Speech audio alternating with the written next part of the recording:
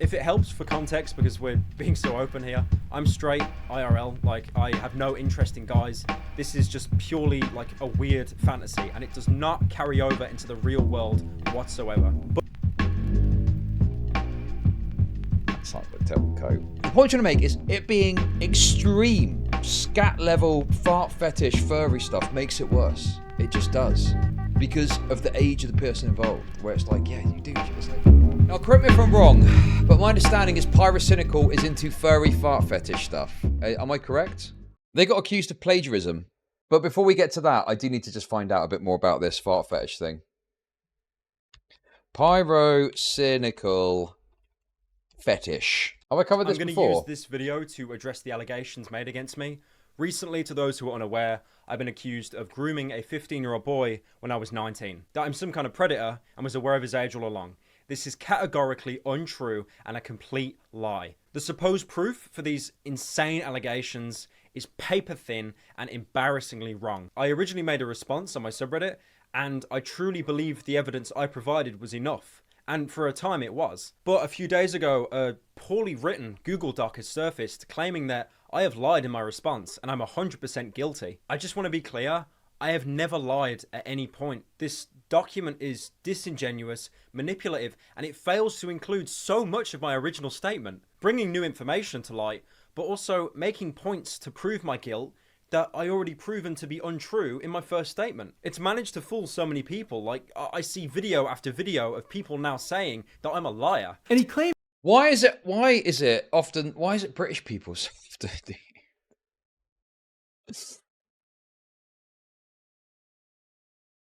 What's that about, eh? Mini Lad, Method Josh, chudlogic. Okay. Claims here that Pyro could have actually been lying in his response here. They already kind of have this notion that he did it and he's not responding, so it looks pretty guilty on his part to a lot of people too. Now, this is the main part of the Google Doc that really set me off. I believe this piece of evidence is enough to say Pyro is in the wrong. Whether Pyro does respond to everything or just pulls a mini lad and ignores it for as long as he can is still up in the air. This document makes like insane assumptions based on limited and broken evidence. It's not hard to dismantle it. It's just annoying that I have to be the one to do it. For those who haven't read the entirety of my original response, let me give a little background. When I was 19 and 20, I liked to take part in this degenerate furry roleplay with pretty much anyone that would reciprocate. And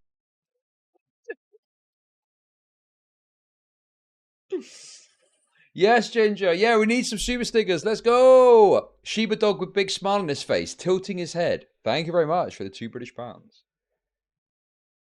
And One more looking back time. at the entirety Once more of my feeling. original response, let me give a little background. When I was 19 and 20, I liked to take part in this degenerate furry roleplay with pretty much anyone that would reciprocate. And looking back on it now, the word cringe, that doesn't near do enough justice to how sad this all was. These conversations never led to any nudes being exchanged. It was just purely fantasy garbage, something which Ivory himself confirms. Did he ever ask you for nudes? No. No. What these Yo, Tommy C. Dude, Tommy C. Did he ever ask you for nudes? Oh, man. Oh, is this the case that TurkeyTom fucked up? God, there's so much about this I don't know. But yeah, apparently, was this the one? He put out a video and it was like based on dodgy shit or something, and then he ended up ruining the case against him. This is what almost ended Tom's career. Did it? Was it that bad? TurkeyTom didn't fuck it up. People just cope about it. Okay, well, that's interesting. My understanding of the narrative is TurkeyTom royally fucked up, and there were claims against him that were more legitimate, but because of Tom's video, he was able to point to it to kind of dismiss it as or something like that. Is that roughly it? Or correct me if I'm wrong. I literally don't know. I literally don't know. It's complicated. Okay. these people look like, their gender. These weren't variables. Like, I could have been doing this with a 90-year-old cave troll and it wouldn't have made a difference. It was roleplay after all. You're just pretending. Now, it turns out my accuser, Ivory, one of the people that I've had these conversations with, was 15. that is 3 to 4 years younger than I was. It was entirely my responsibility to verify his age before having these conversations, and the fact that I didn't, that is so incredibly negligent of me to do so. I may have been young myself, but still old enough to know better. But let me be very clear. I had absolutely no idea that he was 15. I absolutely did not lie in my original Reddit post, and I would like to emphasize that. Ivory himself did not disclose to me directly that he was 15. And the evidence itself supports this too. Up until September this year, I'd be perfectly cool with him. We were still speaking and still on very good terms. How you doing, Chief? Good, man. How about you? I'm chilling, weed moment. Dude, imagine having these DMs with someone that you've engaged in fucking furry roleplay shit. What's this? I know, I got my shit, okay. Yep. And then... Oh, fuck! Oh, Oh, fuck! Oh.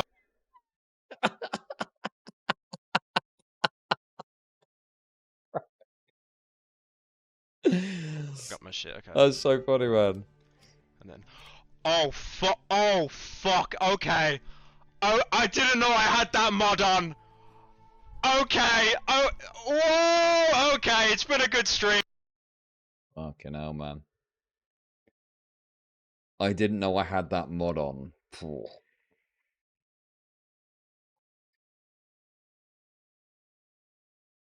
Oof. Oof! However, for one reason or another, he felt the need to come out about these allegations. To expose that I'm a sexual predator, I took advantage of him, and I knew his age all along. This is all untrue, and I am amazed how out of proportion this is all blown up. Several of our conversations were leaked online by Ivory. Here's one of the more, damning ones. I'd love for my Sona to be licking at his fat, sweaty ass while rubbing his belly from behind and then just having him gas all over my Sona's face.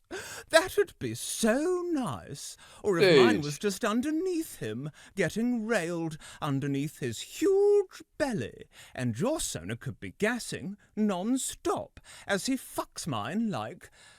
Huh? Well, to be honest, I'd pick you up, hug you while... To be honest, I'd pick you up, hug you while rubbing you against my huge, sweaty moobs, then kiss your cheeks, telling you how much I loved you, and then kiss you on the lips and let out a hard, long belch into your mouth. Come on. Literally.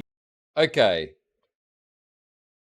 So I know I always say, come on, guys. Everyone's DMs are embarrassing, okay? Everyone, you would never want to share your kind of personal sexting or, you know, relationship DMs on stream. This is another level. That is admittedly a level beyond that where, yeah. I said worse. What than that? Gas farting at each other and shit. Dude. DeviantArt here. My God. He's provided a lot of proof like this to show how much of a degenerate I was. And I mean, I agree, you know. You got me. Now, the whole world pretty much knows what I jerk off to. But what he and no one else has done is come close to substantiating how this constitutes as grooming. Tom was basically just calling out the Pyro still for having engaged in this conversation with 50-year-old Pyro fan spurred at Tom. But what, I mean, did he ask how old they were? Or did he ask at any point the age? Or did he just assume?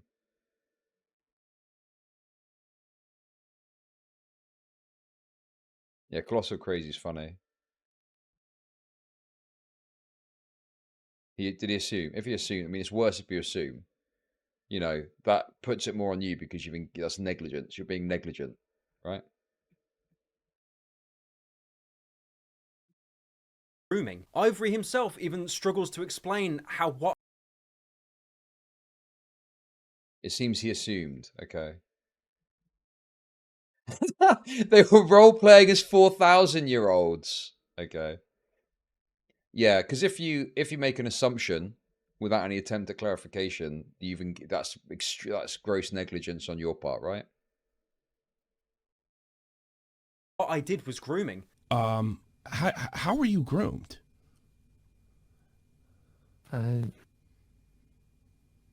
was Because into, you don't like, need to be groomed for this to be wrong. I mean, is it really Yeah. fair that you use the word grooming? And if that's true, if you feel that's true, where was this going? Damn, Tommy C is really going in with the hard-hitting questions, dude.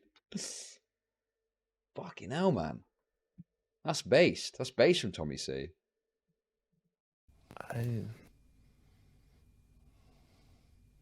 See, I'm not like... Man, dude. I want to go and see Tommy C. Tommy C, invite me to Germany. Okay? Let's fucking do it. Let's do it. I don't know. I was in a call with my friend when I like typed it out, and I typed like...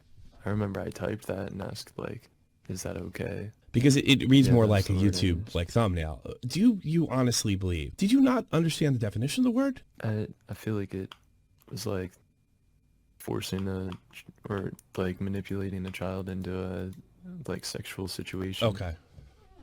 Yeah, All right. that's what that word means to me. To disprove this, I'd actually have to see something to disprove, but there's literally nothing. It's a blanket statement of Pyrocynical groomed me. The only thing I can possibly think of is inviting him and a bunch of other people to an event in the UK. And somehow I think of is inviting him Talking about fake ID in regards to doorman outside bars. He was 16 at the time. Oop, do you think I could come earlier than that? All the flight prices increased by $200. Yeah, I don't know, except for sneaking in and making a fake ID, because I kind of look... because I think I kind of look at that age.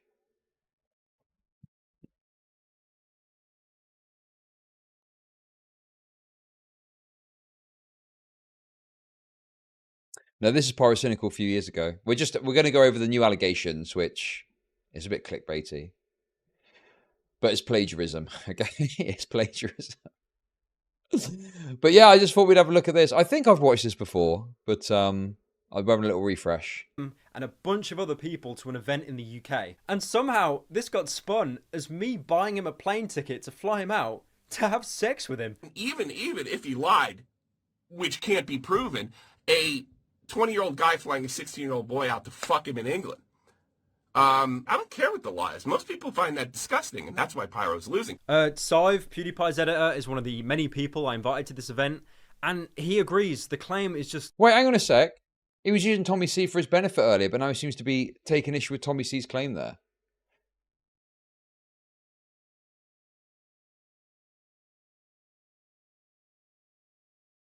Yeah, I mean, it doesn't matter. You know, again, it's like... this reminds me of the thing yesterday, right?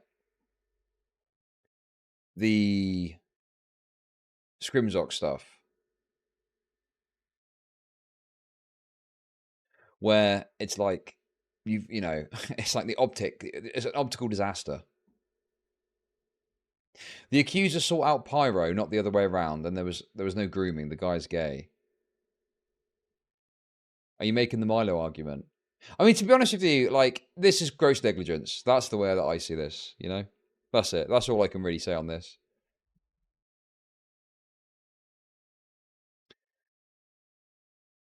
Well, from Pyro's perspective, sure. Well, Tommy C can give a bad take, but his interview with Ivory can also outline things in his defense, okay? How do you know you wouldn't like being a fart furry if you never tried it? complete bullshit. I never thought in my life I'd have to ever justify something like this, but I do remember back in 2017, Niall invited me and a bunch of other people to drink with him. And I remember telling Niall very last minute that I couldn't come, so I pretty much flaked on him. To say something sexual was going to happen in a very public event with a load of people, even people Niall didn't even know and wasn't really close with, it's just false. Seriously. There's just no question about that. I really don't understand how you can reach the conclusion that I invited him just to have sex with him. I invited him casually.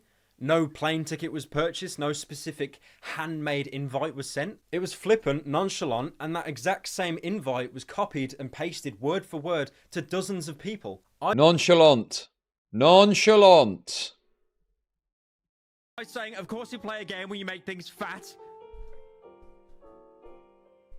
Stop! For 5 minutes! Stop! Nonchalant. That's good, isn't it? Hey? You forgot the key. I want to play something else. Oh, Hey, my favorite pretty boy Femtwink Pyro. I want to play something else.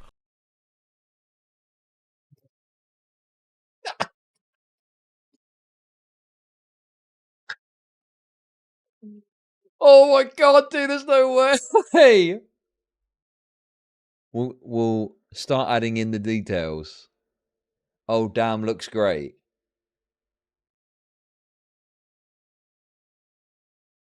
Fucking hell, dude.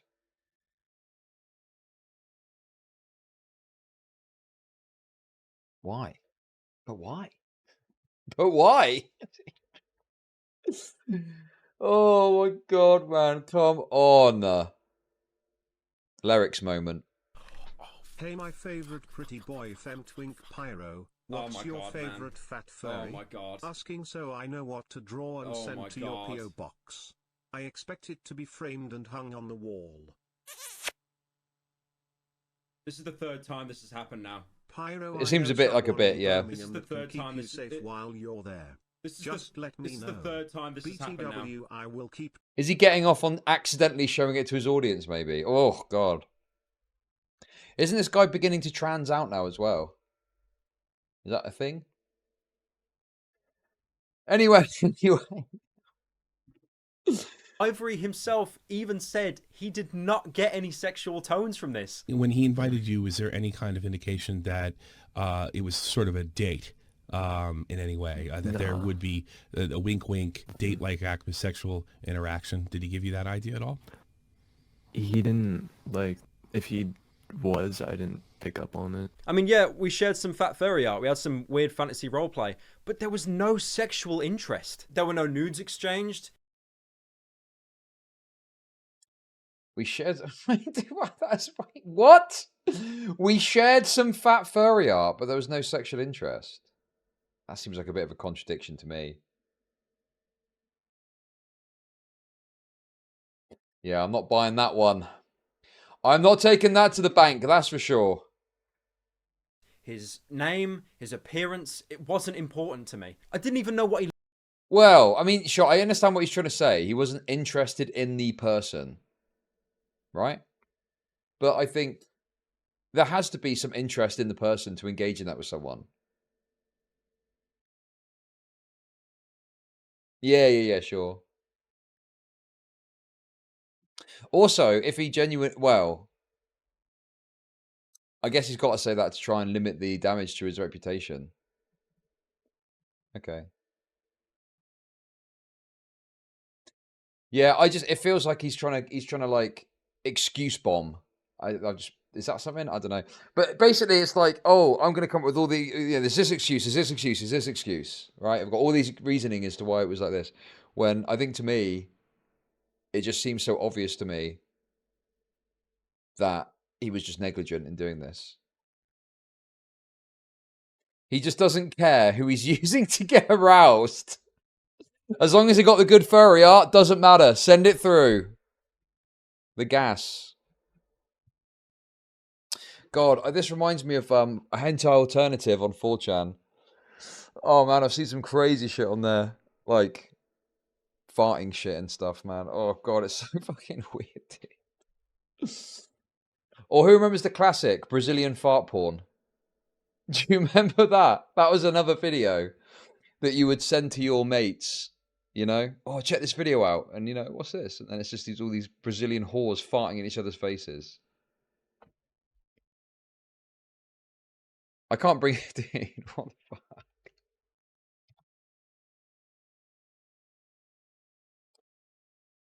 Ooh. Okay. Diaper thread. Patriarchy thread. Tickle thread. Feet thread. Okay. Okay, no, we're done. We're done. I'm not going to say any further. We're done. We're done. We're done. He looked no, like thank you. at this point. I mean, if he linked me a picture or something, I would have forgotten it because it was just that irrelevant to me. But I'm going to jump right ahead anyway and invite him to come over just for sex. Okay. Now, this document, it tries really, really hard to prove that I knew Ivory's age, despite the fact that they have nothing concrete. Pyrocynical never saw any of the tweets. I missed that a bit early too much. Yeah. Do you remember? Oh my god, Messy Tales. Do not click the media tab or Messy Tales. Messy Tales! Where's Messy Tales coming back? Alright, come on. Focus. He didn't, like, if he was, I didn't pick up on it. I mean, yeah, we shared some fat furry art. We had some weird fantasy roleplay. But there was no sexual interest. There were no nudes exchanged. His name, his appearance, it wasn't important to me. I didn't even know what he looked like at this point. I mean, if he linked me a picture or something, I would have forgotten it because it was just that irrelevant to me. But I'm going to jump right ahead anyway and invite him to come over just for sex. Okay. Now this document, it tries really... Gotcha. Okay. I see what he's arguing now. Now I've listened to him. So he's trying to say, I didn't have a sexual interest to the point where I'd want to bring them over for sex. I was just having degen, furry, roleplay, but it was the intent of bringing them over was as a friendly thing. That's the argument he's making. I want to learn more about Messy Tales, but Wang sucks. What's wrong with Wang? Yeah, I don't know, man. Oh, God. I just think this could all be filed under gross negligence, I think. Really, that's my kind of view on this, I think. Oh. But yeah, but the thing is, he didn't know they were 15. But the thing is, the reason that I think he's more culpable is because he didn't check or ask. You know? If he'd have maybe asked and they'd lied, I'd probably not even call it gross negligence. But the fact he didn't even ask, I mean, dude, come on, that's crazy. Because obviously then if you ask and they say it and they're truthful, you just, boom, cut ties. All he could think about was how juicy the furry art was going to be. Really hard to prove that I knew Ivory's age, despite the fact that they have nothing concrete. Pyrocynical never saw any of the tweets of Ivory explicitly saying that he was 15 years old on an account Pyrocynical follow and interacted with regularly. They then provide a list of Ivory stating his age multiple times on Twitter. I'm a 15-year-old chatting. I'm 15. So if I'm so sure that I didn't know he was 15, how would I have missed this? This is something I said in my original Reddit statement. He never once disclosed the fact that he was 15 at the time these exchanges commenced. He didn't include his age in his bio until he was 16, but I was not on Twitter between the 28th of December 2016 until the 29th of June 2017, as I was suspended. It would have been a hell of a lot less likely for me to see all but one of these tweets that's been used as evidence. Dude. God, dude, it's so funny. Like, I saw someone post and say, how did Pyrocynical get away with this? Like, this is crazy what happened. And I think the reason that Pyrocynical got away with it is because he was able to rely on this kind of plausible deniability aspect, right?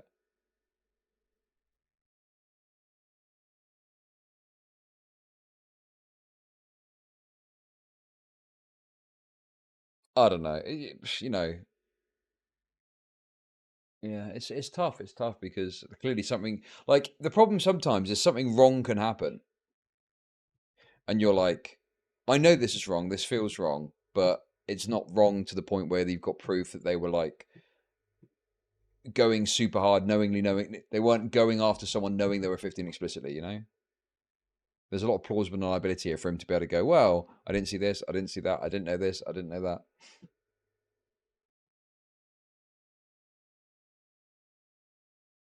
Yeah. That's why I think it's gross negligence rather than he was, like, knowingly talking to a 15-year-old and didn't realize. And you know, knowingly talking to them, thinking, oh, they're 15, yes, you know? In this Google Doc. My Reddit post clearly shows that I was suspended from Twitter at the time that they were made. And that, of course, leaves the very last one. But, like, what are the chances of you catching one specific tweet when you follow hundreds of people? I brought this up in my Reddit post as well, but it's been deliberately left out as some, like, shit attempt at manipulation. I find it funny, like, they're acting like I'm hiding something when, ironically... So the dude tells him he needs a fake ID at 16. They kept talking up to the reveal, and Pyro's brain didn't register why he needed a fake ID. I'm guessing that he probably thought because they were friends he wouldn't come forward and speak up on it and maybe recognize personally, oh shit, I fucked that up. Maybe something like that. I don't know. Something like that, maybe. That's exactly what they're doing here. Literally, all they needed to do was read my Reddit post. It's not even that long, man. It's a page. The next 2 points the doc makes are so interchangeable, I'm just going to tackle both at once. Also, could it be that he's thinking fake ID 21 America? I don't know. Pyrocynical never saw the initial DM from Ivory saying he was a minor. Pyrocynical never saw the DM where Ivory sent him his Twitter profile, clearly stating his age. The next part really confuses me, because now the claim is, because he linked his Twitter, which had his age in his bio, Twitter? and now Is that what I sound like? Twitter? Do I sound like that? No! Actively know that when this message or that message was sent, I knew he was 15. What? When Ivory linked me his Twitter profile, the age in bio says 16. This is something I acknowledged in my Reddit post, but to be fair, I probably didn't elaborate enough on it. In retrospect, I never should have continued the furry stuff with him once I learnt of his age, even though at the time I didn't see it as a problem. Legally, age of consent is 16 in both my country. Oh, I see. So, oh, that is. Oh.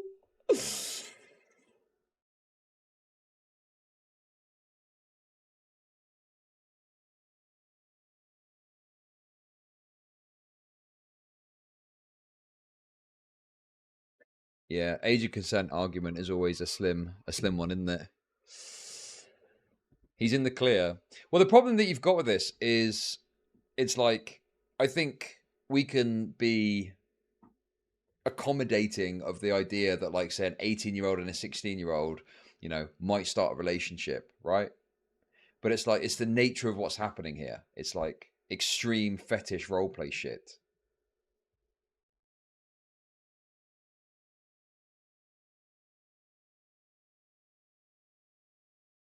Yeah, I got to be honest with you. I feel like Pyrocynical probably did kind of get away with more than he should have done. Yeah. I don't know what the answer is, what the solution is, what should have happened to him. But I can definitely see why people look at it and think, wait, what? Like, this guy did some crazy shit. What do you mean Tom was right? I don't know what Tom said about it. God, I wish I knew that. I wish I knew all the ins and outs of Tom's points. What was Tom's point that people didn't like then? Vindicate Tom.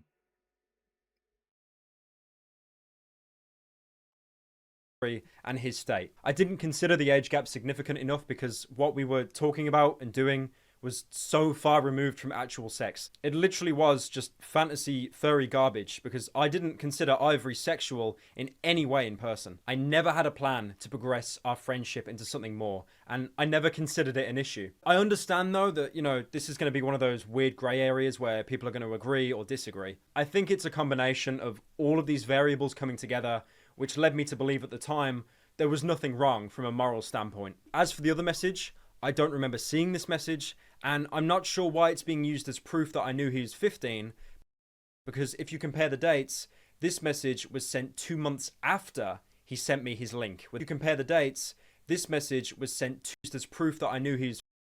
Oh my god, Jonas did RP with me to like 3 people when we just did the thing you and I do. Just kind of talk about art, kind of, and just but it spread around the group, and even Civ fucking knew about it. Now it's fine, but like, he doesn't take a hint. Not only am I a minor, but like, that's private shit either way, and for him to talk about that, and him beating around the bush constantly, I'm trying to be fucking talk to him about it. That him... Like, there's sometimes when someone comes forward with their side of it, you know, you're like, okay, yeah, this makes perfect sense. I totally see where you're coming from. You know, you didn't do anything wrong. Like, Jim from Super Mega is a good example of this, right? Jim from Super Mega came forward, and it's instantly, you're like, yeah, Lex is talking absolute shit about what happened. Your version of events and your civ review of events makes like loads of sense. Easy peasy. Yep, you didn't do anything wrong. But there's others that, like this situation where you're watching it and it's like such slim margins that they're operating on. It's like that ice skating on a razor blade across their controversy. Desperately, like, and everything they're saying, it's like they're just swerving, avoiding, and it's like, God, dude, there's a lot here though. Fuck me, this is crazy. Does that make sense? It's like, it's not clear cut. You're not like, yep, boom, I'm on your side. It's like, yeah, dude, there's some pretty fucking severe and continuous lapses of judgments that have happened here. Like, what the fuck, bro?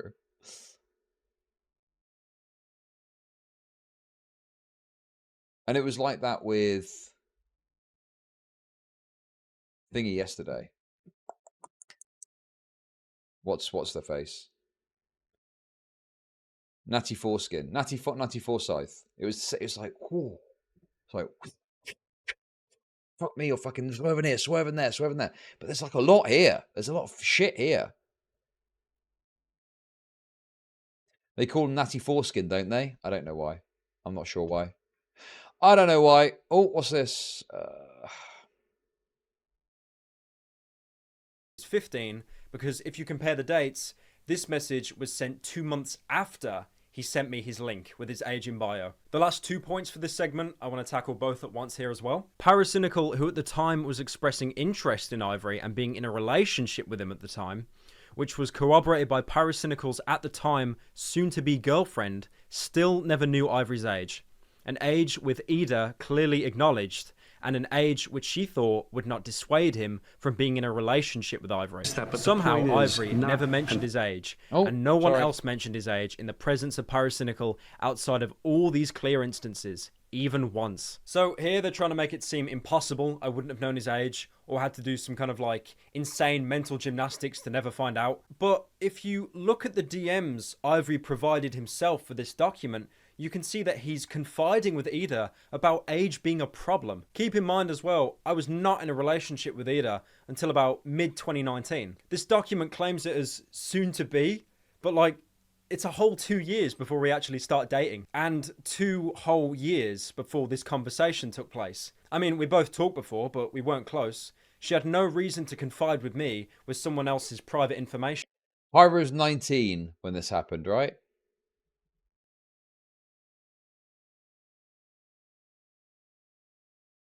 Look, I'm not homophobic. Being gay doesn't make it worse. I'm sure the bigots of my chat might disagree with that. But the furry shit does make it worse. It just does. Because it's like such a absurd, like, extremist thing.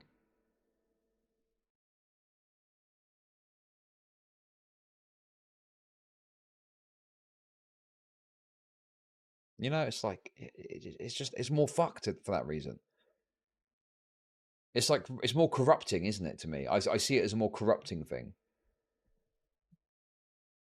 So back when Ivory opened up to Ida about something private, there is no guarantee that she would have came and told me, despite the fact that this document and videos based off this document claim it as concrete, irrefutable proof. This right here tells me that the conversation is real, thus proving that Pyro did know of Ida's age. But Halo the 3, conversation was between Ida and yo! Ivory, so, you know, Ida may have not told Pyro. Yeah, that claim's flat out retarded. I mean, at this point, you're implying that Ida has some sort of secret vendetta to take down Pyro and purposefully withdrew this information in order to bring him down. Kinda fucking ridiculous, don't you think? Why would Ida think to tell me about a random conversation that she had with someone over 2 years ago? The messages from Ivory regarding a relationship were completely one-sided. If it helps for context, because we're being so open here, I'm straight, IRL, like I have no interest in guys. This is just purely like a weird fantasy, and it does not carry over into the real world whatsoever. But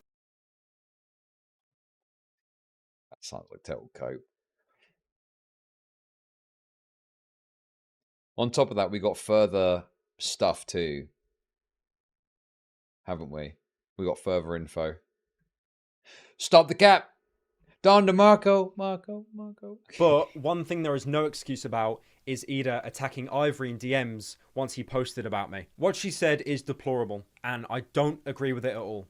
It did come from an emotional place, but that is not an excuse. Now, one way the document tries to criticize my initial statement is the fact that I used evidence that was later retracted. One of them was a Twitter thread of someone trying to prove that I was innocent, and someone else is an individual that Ivory had sent kink stuff to. The thing is though, with this information retracted, my original statement isn't debunked. The document fixates on this specific fact that people withdrew information, while ignoring so many points like what I mentioned earlier. On top of that as well, the person who made the thread defending me recently came out and said at no point did he actually apologize for making that thread, and his words have been twisted. Yeah, could you imagine the levels of homophobia you have to be on to be willing to admit to furry fart roleplay fetish shit, but not to being gay?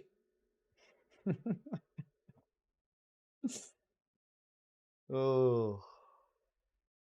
When I die, throw away the gay porn, but leave furry farts monthly in the bedside cabinet, okay? So as to make it appear that that's what I was into.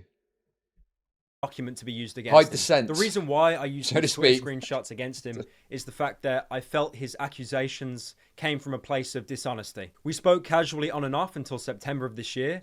I provided screenshots of our conversations that were posted in my Reddit statement. There was no year. I provided.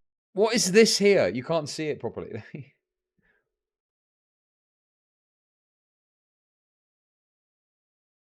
What the fuck is that?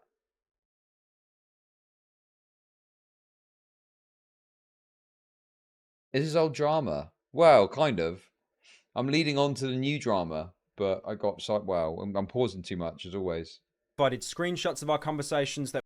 Yeah, that inflatable stuff, honestly, is probably my absolute favorite segment I've done in a long time.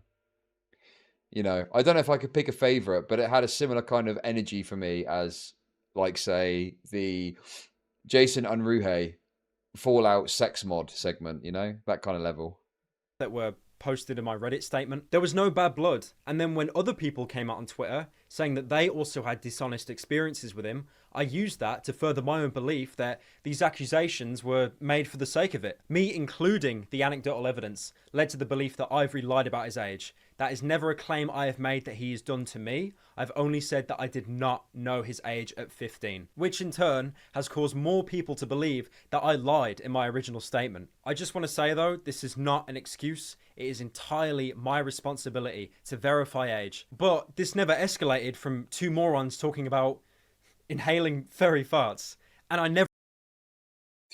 Well, that's quite a statement, isn't it?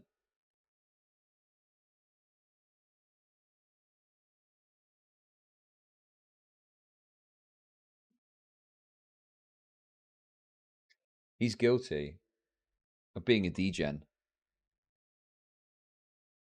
Well, he got away with it because, yeah, I think he was able to operate within the plausible deniability that existed with the story, right?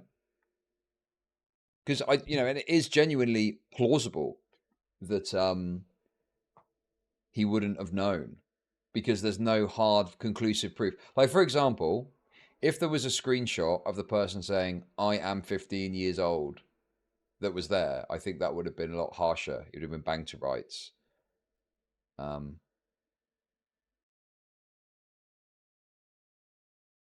But yeah, there wasn't that. So he was able to kind of ice skate over a razor blade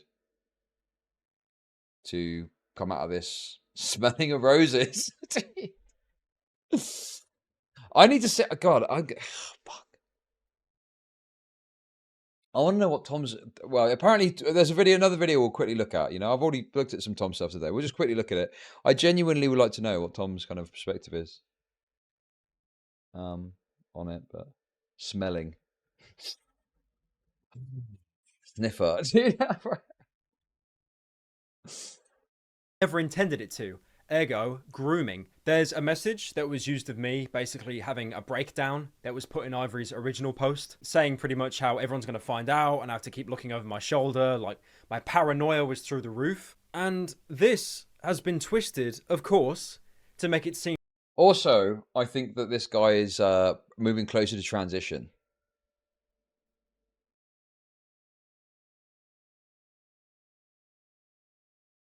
I think that's going to help his case too. Gay people do this type of shit all the time. The accuser isn't some groom kid. He's just as much a DJ as Pyro. This is just gay culture. Oh my God, you guys are fucking crazy. I disavow such comments. That I am guilty for grooming a 15-year-old. I think it's quite obvious what, I'm actually worried about. I didn't want the public to find out that I was a complete degenerate and into this, furry roleplay shit. And anyone would be embarrassed by that. I haven't had any conversations remotely resembling this for the past 3 years. But of course, I still did, and still kind of do hate myself for it. That being said, over the last couple of weeks, I've learned to embrace it because that's all I can do now. Now, this is a good time actually to discuss a Discord conversation that was leaked, where I'm asking someone for a way to like mass delete Discord messages. Very obvious. Redact. Where I'm asking. Redact. Although when I spoke to, yeah, Dan said you probably shouldn't promote it if it's to cover up potential acts and stuff. Today's rate review is sponsored by Redact. If you want to delete your troublesome messages to the person you groomed, Redact for all your message deleting needs. Do you know if it works with DMs? I have business messages from a slimy Russian guy I want deleted.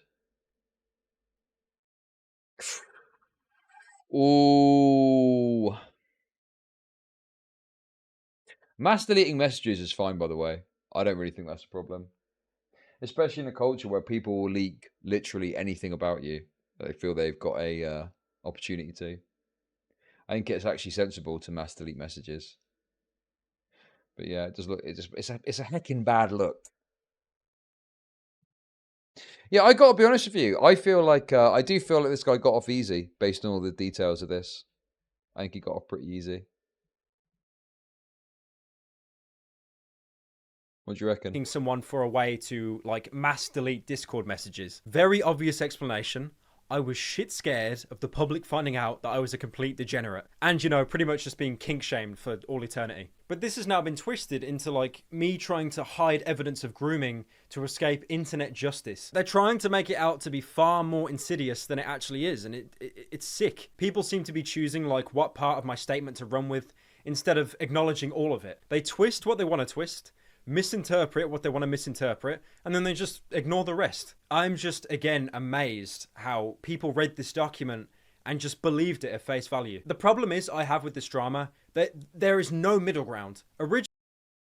Someone just said I should look at the Kiwi Farms thread.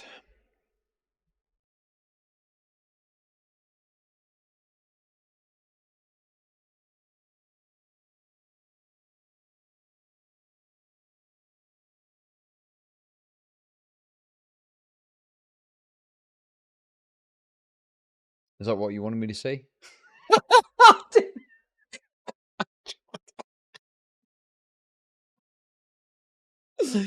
Dude, what the fuck? Okay, what am I even doing anymore, man? I don't even know anymore. I don't even fucking know.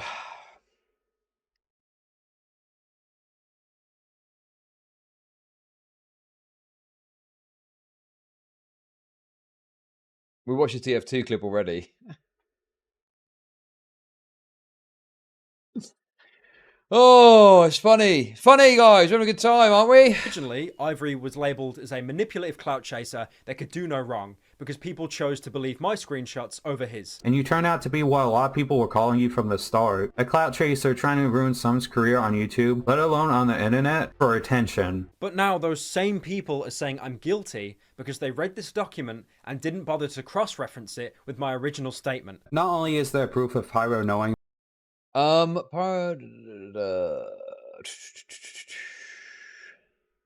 in the case that the allegations fall through, at least we can all take solace knowing that Pyro is a greasy, fat, fetish, blubber-loving feeder wanker. Okay.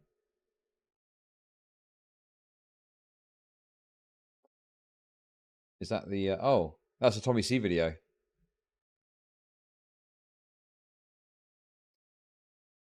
Yeah, I don't know. I just think that whilst I agree that he is not conclusively a fucking pedo, and it could well be true.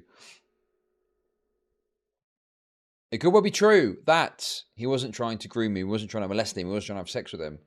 There's definitely gross negligence here. Gross negligence to the point of like, what the like... It feels bad enough that it feels like they got away too easy with it, you know? Like, dude, you fucking... like, bro. It's like, it's one thing that he didn't ask for the age, okay? That's one level of negligence. And then there's this information that exists that He says his age repeatedly on his Twitter. You don't see any of that, apparently because you were banned from Twitter. He references another point that he's a minor. Like, do you know what I mean? It's like you should have known. You should have known. Even if you didn't ask. You should have known, right? Is that a crazy take? I don't know. It seems like fairly reasonable to say you should have known this, and the fact you didn't demonstrates a very extreme negligence on your part. That Ivory was underage, but definitive proof that the messages were real, along with other damning evidence too. And also, these are the same people that say, I shouldn't take my time with this response. It's gone too far and too much. Well, I don't even know if I don't even like the cancel. It's just when I say he got away with it too easy is I think that people, when they think of Pyrocynical, think fake bullshit allegations, nothing burger, da da da. And I just don't think that's true. I think there is some merit to the claims made about him, just not to the extremity that some people might present it, right? But I mean, dude, this is like extremely unhinged behavior. Has come out for him to take his time with it, like he did with his last response. There needs to be a middle ground. I did fuck up. There is no excuse, and I am sorry for that. But I am not a groomer or a predator, and documents like these only try to show one side and build a narrative that I'm a liar when I have never actually changed my... Yeah, maybe like the overextension to make claims that you can't back up conclusively is the mistake too. Like, not a groomer or predator, but grossly negligent.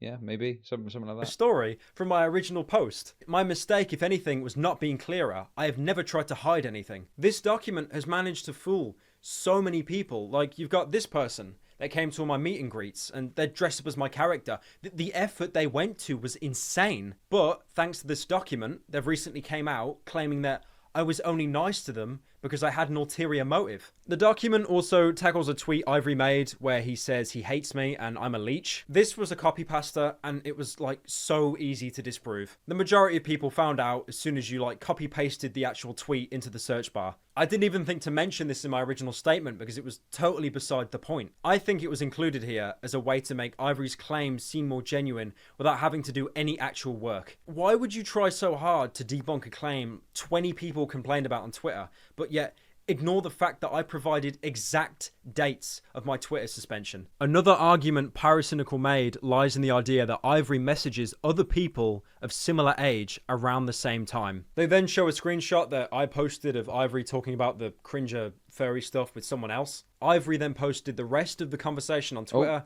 And it really doesn't change the narrative much, apart from adding that he wants to be left alone. At the time, I felt it was more than fair that I show an example of Ivory having a similar conversation with someone. Yeah, it's like, yeah, it's lots of it, right? You know, imagine a company that made multiple mistakes. Like, do you know what I mean? It's like when it's that level of negligence. Yeah, probably not good for you to be operating that company if that's your level of negligence that you're engaging in. This is 3 years old. I'm only watching this to lead up to the new allegations, which are plagiarism. Hopefully you didn't get clickbaited too hard. But, I mean, I'm engrossed. I'm engrossed. Someone else, and how he wasn't affected by it as he claims he was with me. He still excused the guy. There was no call-out post on him. And I think it was fair to question that. Like, why didn't he see a problem? Now, I understand I have a lot more reach and power, a much larger platform. This document goes as far as to compare me to legitimate predators like Kiwis. Someone who sent and received nudes to a 14-year-old girl. Red Kiwis is a popular gaming YouTuber who was outed in 2016 for having knowingly messaged a girl he thought was 14 at the age of 19 and sending and receiving pornographic images with her. He would let it be confronted about, yeah. So yeah, making comparisons like this probably aren't helpful, right? Like probably just because they'll just say, well, I didn't do that. I didn't do exactly that. And then they wiggle out of it, you know? Oh, so Tom made the comparison. Right, okay. Is this from Tom's video? Or something? Pyrocynical, well, I've never sent naked image over. He was 19, messing with a 15-year-old after page fetish art and discussing pornographic things with a child.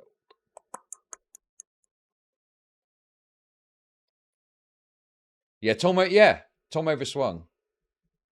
Okay, so I think I'm getting a little taste of this. So Tom overswung, but the idea that this was super destructive to Tom's career or that he made extremely substantial mistakes is incorrect. Right? Is that it? I think that's it. Lied about it ever happening, and then his excuse was, don't trust girls. People fuck up, like teenagers are stupid, man, and I fucked up being, it was really irresponsible. I shouldn't have trusted this girl. I shouldn't have. They also post a screenshot of Ida saying that I did this with everyone. There's this one part of the doc that claims that people make the mistake of not watching an entire video before they pass judgment. And this is like bitterly ironic. You make that claim, but you leave so much out of my original statement. It's written with like such cruel intentions, and it waits until page 16 out of 19, only then to confirm that I never actually sent or received nudes. I like as well how they just hid it in the middle of that huge paragraph. It also tries to twist conversations like this. I mean, I just, unless there's something I'm missing here, I don't know if Tom was far wrong. Oh, also, the other thing I think which is true, okay, is I think Tom was too close to the story in releasing a document. I think that's another thing that came out of this, is like, you should be commenting, not creating the allegation, right?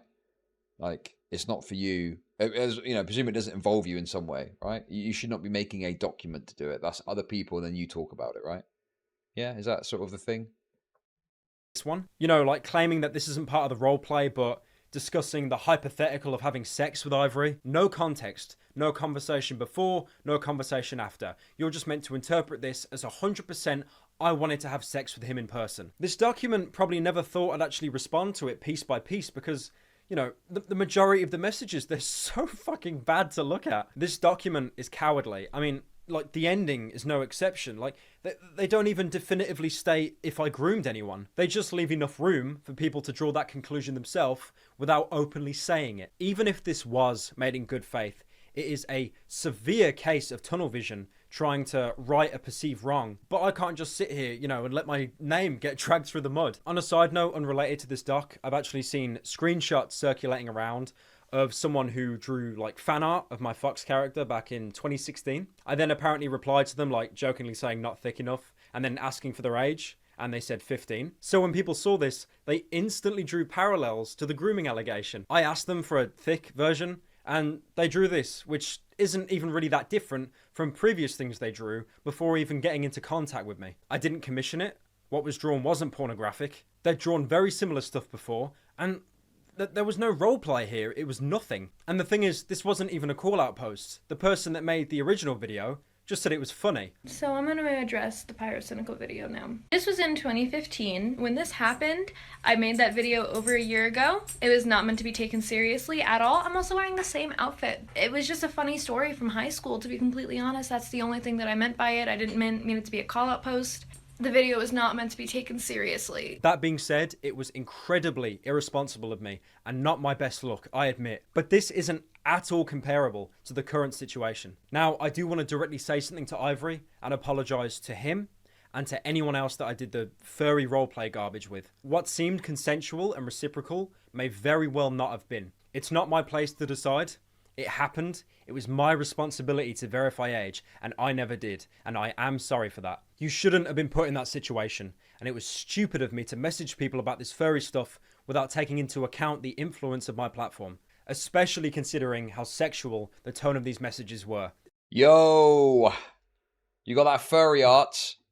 Don't mention your age at all. Do not reference your age. Just give me the furry art. Age? Where's the furry art? Come on. It wasn't until later where I decided this was an issue and decided to stop entirely. I hope you can understand the frustration in my original post, but I shouldn't have attacked you, only apologise and defended myself. Now, really good closing note here for anyone that is still confused to any degree. If your accusation is solely Pyrocynical is a complete degenerate and should have not had these conversations with someone that he didn't realise was 15, you win. I can't dispute that. But if you've either insinuated, contributed, or directly called me a paedophile who groomed someone knowing that they were 15, that is a completely false claim. I've said my piece, I've admitted fault, and apologised to the best of my ability. I just want to move on from this. I want it to end. Thank you for watching, and hopefully this gives you a more widened view on the situation. Dude, what the fuck? Sandal video. That's cray. Okay, we're not going to watch this just yet. We will get to it. But what is this? I need to see what TurkeyTom has said. Just quickly. If you ask any old YouTuber what the truth about the Pyrocynical allegations are, it's likely that they'll tell you that they are mostly fabricated, and that his accuser is a clout-chasing hack. Comment sections across the site and Twitter threads alike will call this Slazo 2.0, and Right. Yes. See what I said earlier, right? People look back and they go, oh, he did nothing wrong, nothing burger, etc. When, no, he did do stuff wrong. He absolutely did do shit wrong, and it's worth talking about. And he did kind of get away with murder, I think. Like, he wasn't really, like, held, you know, like, I don't know what the exact punishment should be, but yeah, like, the fact that is the image of it is so reasonable for what it was is kind of crazy, you know?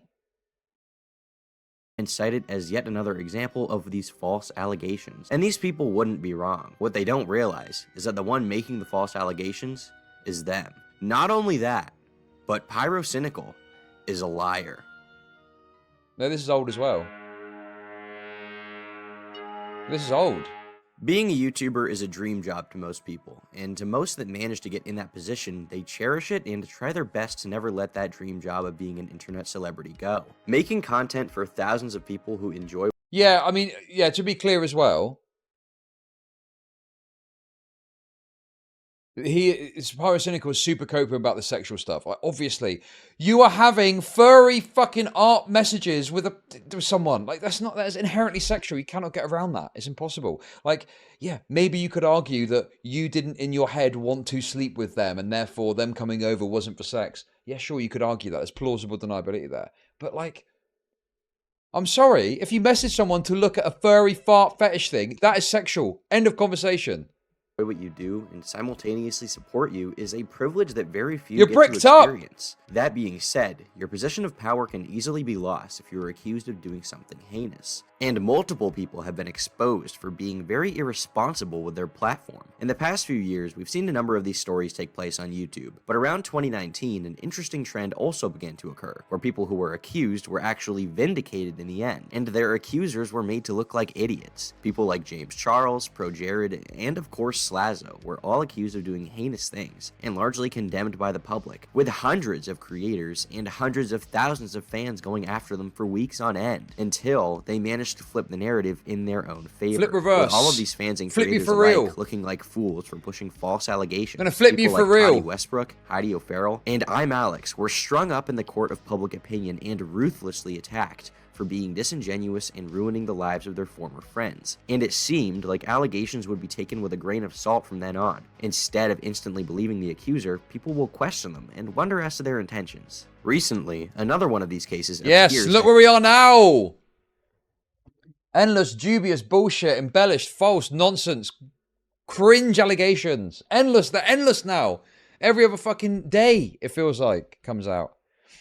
have occurred, this time involving arguably the most popular person in the commentary and reviewing community. Pyrocynical is someone who I've talked about a few times on my channel because of his involvement with other people. He's also pretty universally respected among other creators. With more than 4 million subscribers and a steadily growing fan base, he's managed to maintain relevance since 2015, and it honestly seems like there's no stopping him. But he has recently fallen victim to some startling allegations, the circumstances around which are a little more absurd than we're used to. Allegations which most would call sketchy, exaggerated, or even flat-out lies. On October 29th, 2020, Twitter user Lovebird, or Ivory Rasmus, released a series of tweets regarding Pyrocynical. Pyrocynical groomed me, and I have screenshots to prove it. I've been sitting here thinking about this shit nonstop, being angry, confused, and sad that I've had to accept this since I was 15, but I've never said anything because I felt powerless. What he sent ranged from drawn not safe for work to fetishy YouTube videos, and he'd ask me to compile shit for him using tags that he liked on certain websites. At 15, I obviously did it because he's fucking Pyrocynical. I was just happy to be talking to him, and I was trying to continue that. This post would receive some support, but the response was overwhelmingly outright skepticism or denial, as most were worried that they could be lying,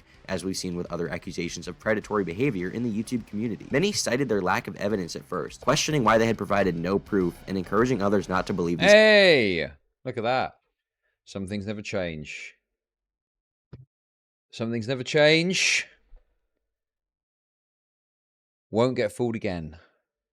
Okay. Accusations yet. Ivory claimed that they would be following up the tweets with the screenshots, which they did. Wait, sorry, is this video... What is this video? I think Tom outlines his side here in this video if I don't misremember it, okay? In fact, release. Fair warning, they actually made me sick. To be honest, I'd pick you up, hug you while rubbing you against my huge sweaty boobs. Oh wait, so this came out first. So Pyrocynical's video was in response to that, Then right? kiss your cheeks telling you how much I loved you, and then kiss you on the lips and let out a hard belch into your mouth. Eat your cock up with my ass, TBH or IDK, fart so long and hard on your lap, you wouldn't be able to breathe. My ass and back would be dripping in sweat. Got the thick of my dragon, by the way.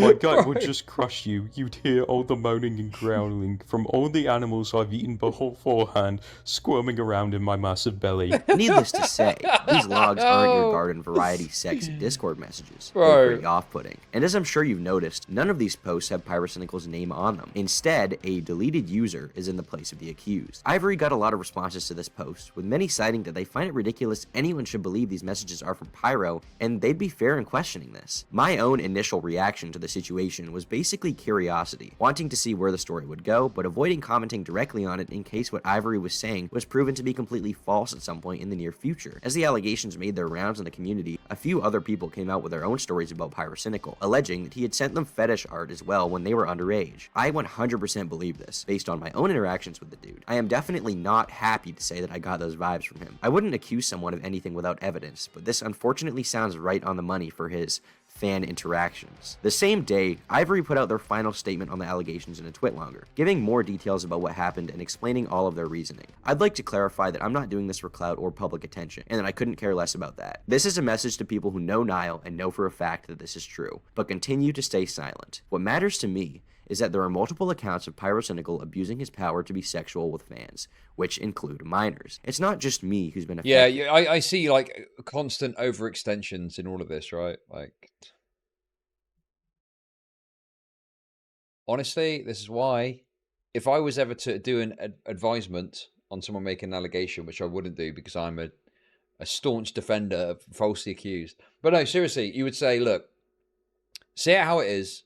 Don't overextend. Just lay it out what it is that happened. Boom, boom, boom, boom, boom. Okay?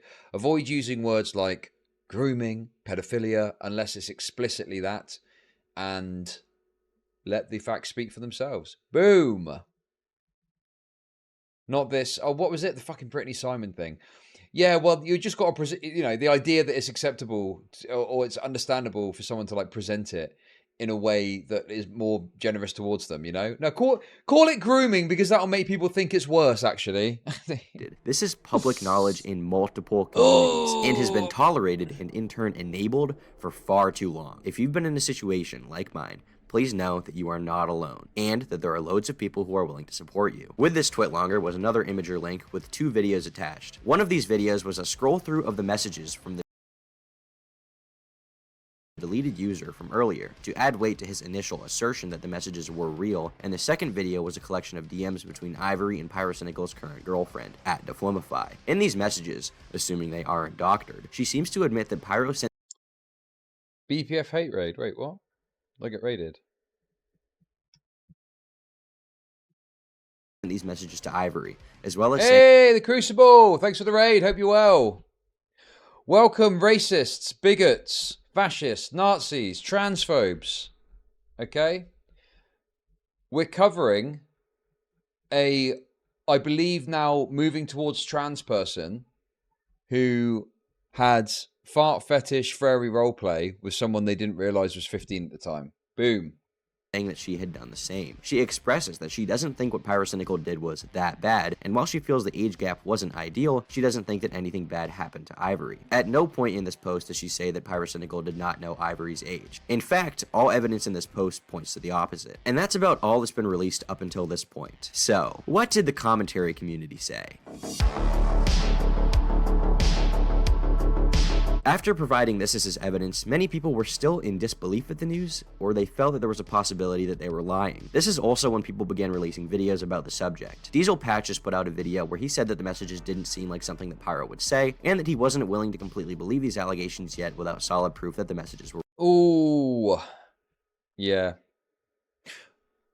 I mean, obviously, the thing is, it's reasonable because, like, it's deleted person, but yeah, people don't trust any. Don't trust no one. Trust no one. That's my advice, okay? That's my advice. Real. Do I think he did it?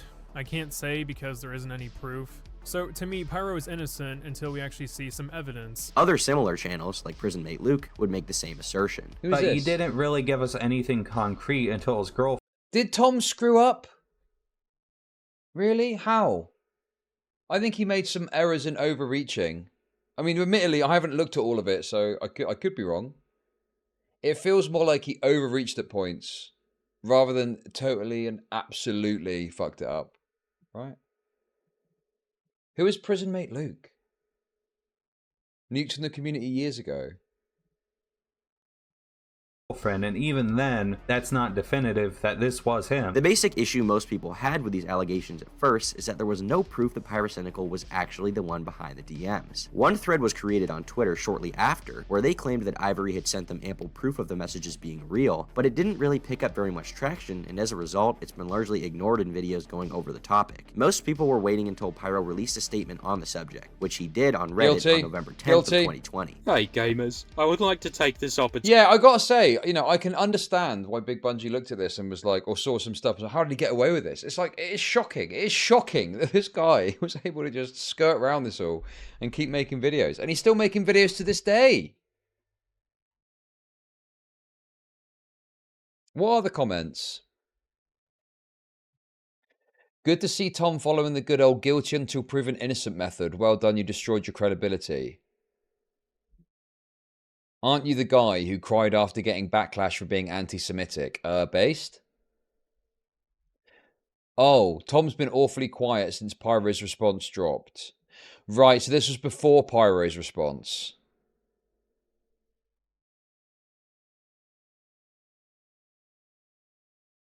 Yeah, I reckon that Tom made some mistakes, but wasn't far off.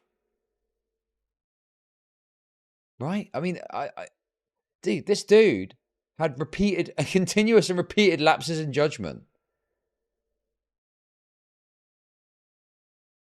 Yeah, I mean, that's what it seems like to me. Like, is he a groomer pedophile? Not proven. Can't show that, right? But yeah, this Pyro guy's a fucking degen freak with multiple instances of gross negligence. What the fuck, dude?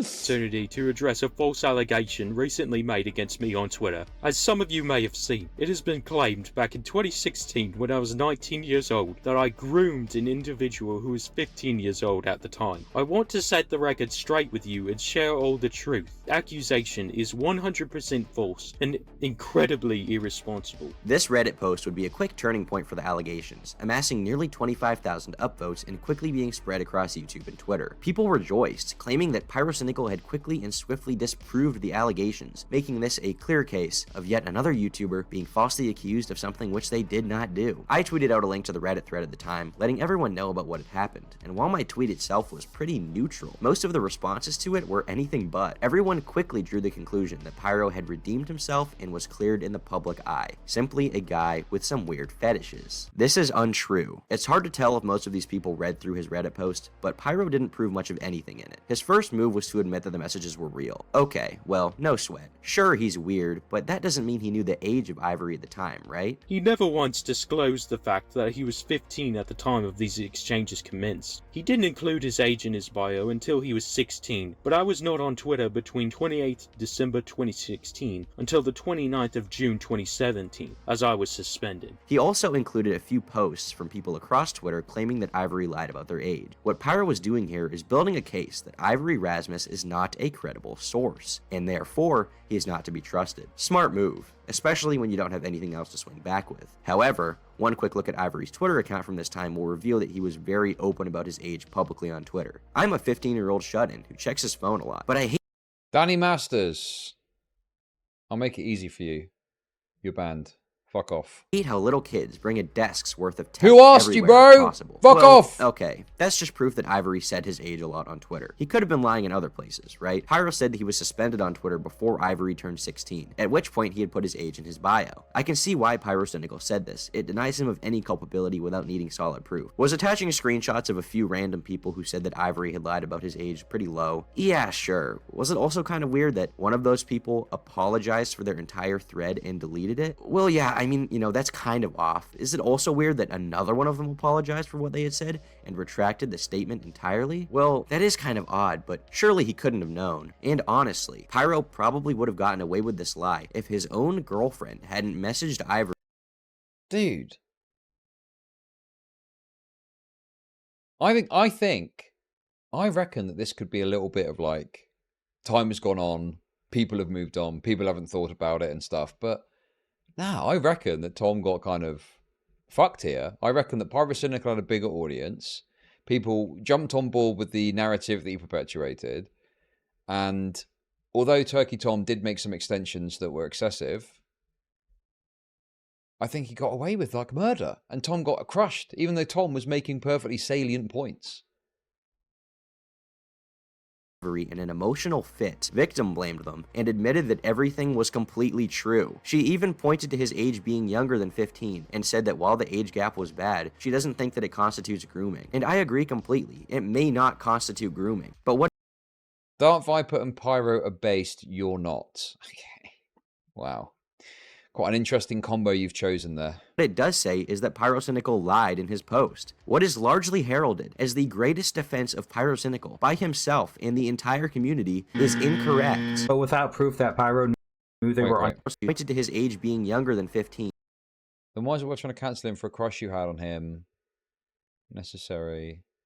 Wait, sorry. And said it, but surely he couldn't have known. And honestly, Pyro probably would have gotten away with this lie if his own girlfriend hadn't messaged Ivory in an emotional fit, victim blamed them, and admitted that everything was completely true. She even pointed to his age being younger than 15 and said that while the age gap was bad, she doesn't think that it constitutes grooming. And I agree completely. It may not constitute grooming. But what it does say is that Pyrocynical lied in his post. What is largely heralded as the greatest defense of Pyrocynical by himself and the entire community is incorrect. But without proof that Pyro knew they were underage, you couldn't say that he was purposely being inappropriate with a minor, let alone that it was grooming, or yet again, that it was actually Pyro. The best that Ivory had was Pyro's girlfriend Ida messaging him about it, and although her messages were suspicious and really toxic, it wasn't definitive proof that the messages were from Pyro. What are you saying? Not definitive proof? Did you even read the messages that you were showing on screen? Are you suggesting that Pyrocynical's own girlfriend, the woman who he has known for years and has been in this community for years, became so angry that she made up a story about Pyro messaging Ivory and admitted to everything? She was so mad that she came out and said that it was all true, including that Pyro knew Ivory's age? He also links to screenshots of people that knew Ivory talking about how Ivory would lie about their age for role-playing, and if you're lying to other people, did she admit that he knew at the moment, or just looking at retrospectively it wasn't grooming? If she didn't say he knew it at the time, there's a massive nothing burger to point to. Yeah, sure. Yeah, I mean, this is like an overextension, isn't it? You know? Yeah, sure. I just think the idea that Tom totally fucked this up. I mean, that's the thing that I've heard, and and look at the comments, you see that too. But this narrative that Tom totally fluffed this and totally fucked this up and stuff like that, I'm just like, no, I just don't think that's true.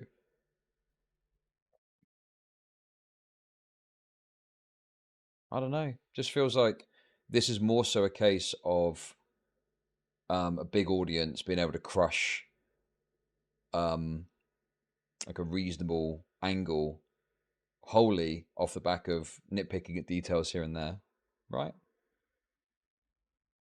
Sweep logic. I don't know, Matt. It just feels like, it just feels to me like there should have been more that happened here, but there wasn't, you know?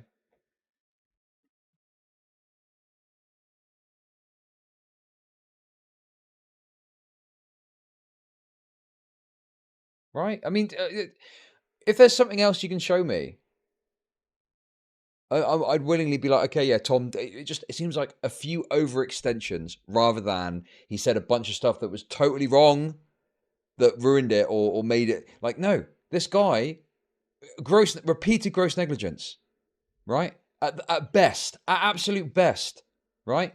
Worse could be he is being dishonest about not knowing the age because there were indications of his age, the Twitter and stuff, you know. Like, it's quite weak, isn't it? Like, oh, I was banned from Twitter. I had no idea. About your age, why wouldn't you lie to Pyro about it? You may find it interesting how prison mate Luke was so reluctant to believe the allegations that Ivory made based off of a few screenshots, but he immediately took a few screenshots that Pyro had in his twitlonger, which, mind you, were not from Pyro, were not from Ivory, were not from anyone Pyrocynical knew. Your beliefs are irrelevant. You're anti-white, so your beliefs are irrelevant. You're not even supposed to exist. What? What the fuck's going on in chat? But were random people who came out at the time to accuse Ivory Rasmus of lying and later apologized for making these accusations. And if he had actually read through all of the leaked messages from Ivory, which Pyrocynical himself said were real, he would see an instance when Ivory said that he was a minor. And even if you want to say that Pyro didn't lie, and this is not convincing enough for you by some miracle, fine, I get that. But he didn't even ask their age. Why wouldn't a YouTuber with millions of subscribers, who is an adult, 19 years old, ask some random person they are messaging on Discord about inhaling each other's farts for their age? Pro Jared. Is he wrong there? I mean, this is exactly the gross negligence point that I've been making. Yeah, absolutely, of course. Like, right? Like, that's fucking, bro! Someone who was vindicated prior to Pyro for his own accusations, was let off because he was actively lied to about the ages of who he was talking to. Pyrocynical likely knew Ivory's age, and that's just fine to you? I don't know anyone who would justify an age gap of a 19-year-old and a 15-year-old messaging sexually. So is that what these YouTubers are trying to say is completely okay? Or are they just incapable of doing research? A few people cited a tweet from Ivory where he expressed hatred towards Pyrocynical's content in 2017, claiming that they could have ulterior motives, a la clout chasing or trying to reach in. Yeah, I mean, I just think it is. It's obviously, yeah, it's plausible he didn't know the age, but it's plausible that he did. It's plausible that he did. No, it must be, surely, because there's tweets. There's the other comment. I don't know, man.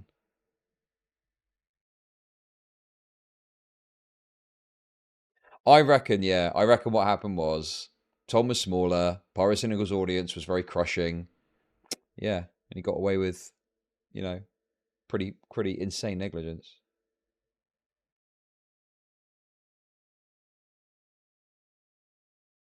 See, look at this. Gabbo the Awesome. I just watched Pyrocynical's video. I just watched. He doesn't have the receipt. He does not have the receipts to adequately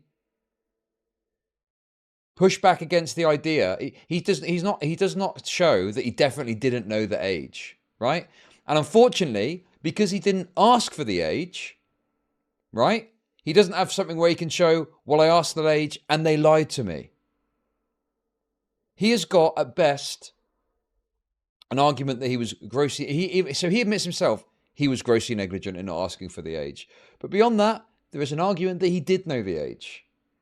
But obviously, because it's not conclusive, he's not going to be... But, dude, I'm telling you. See, look, that fucking retard that's there going, watch the video, watch the video. I watched the video, bro. I watched the video. Even responding to the Twitter point, he said... And all but one of these tweets, he even recognized there's one tweet that he could, based on a timeline, have seen. Fucking hell. God, you can see it, can't you? You can see it. He's got the receipts. Where's the receipt? I mean, there is... I mean, you can't disprove that he knew the age, but it is plausible that he knew the age. Into Pyrocynical's business. Alright, I'm going to say the obvious and try not to beat a dead horse, but I hate Pyrocynical. He's one of the biggest leeches on YouTube. He's a hypocrite, he self-loathes, and he painfully panders to what everyone else is hating on. Weak, 2 out of 10. Next. This message wouldn't make sense in context if Ivory was claiming to be friends with Pyrocynical around— No, I know you can't prove a negative. Yes, retard. I know. I just said that you can't fucking do that, right? I get that you can't prove that he didn't know the age. That's impossible. Okay? He was grossly negligent at fucking best. But beyond that, there is an argument that he did know the age. And of course, okay, if he knew the age, he's going to do everything he can to say that he didn't, because that would be disastrous.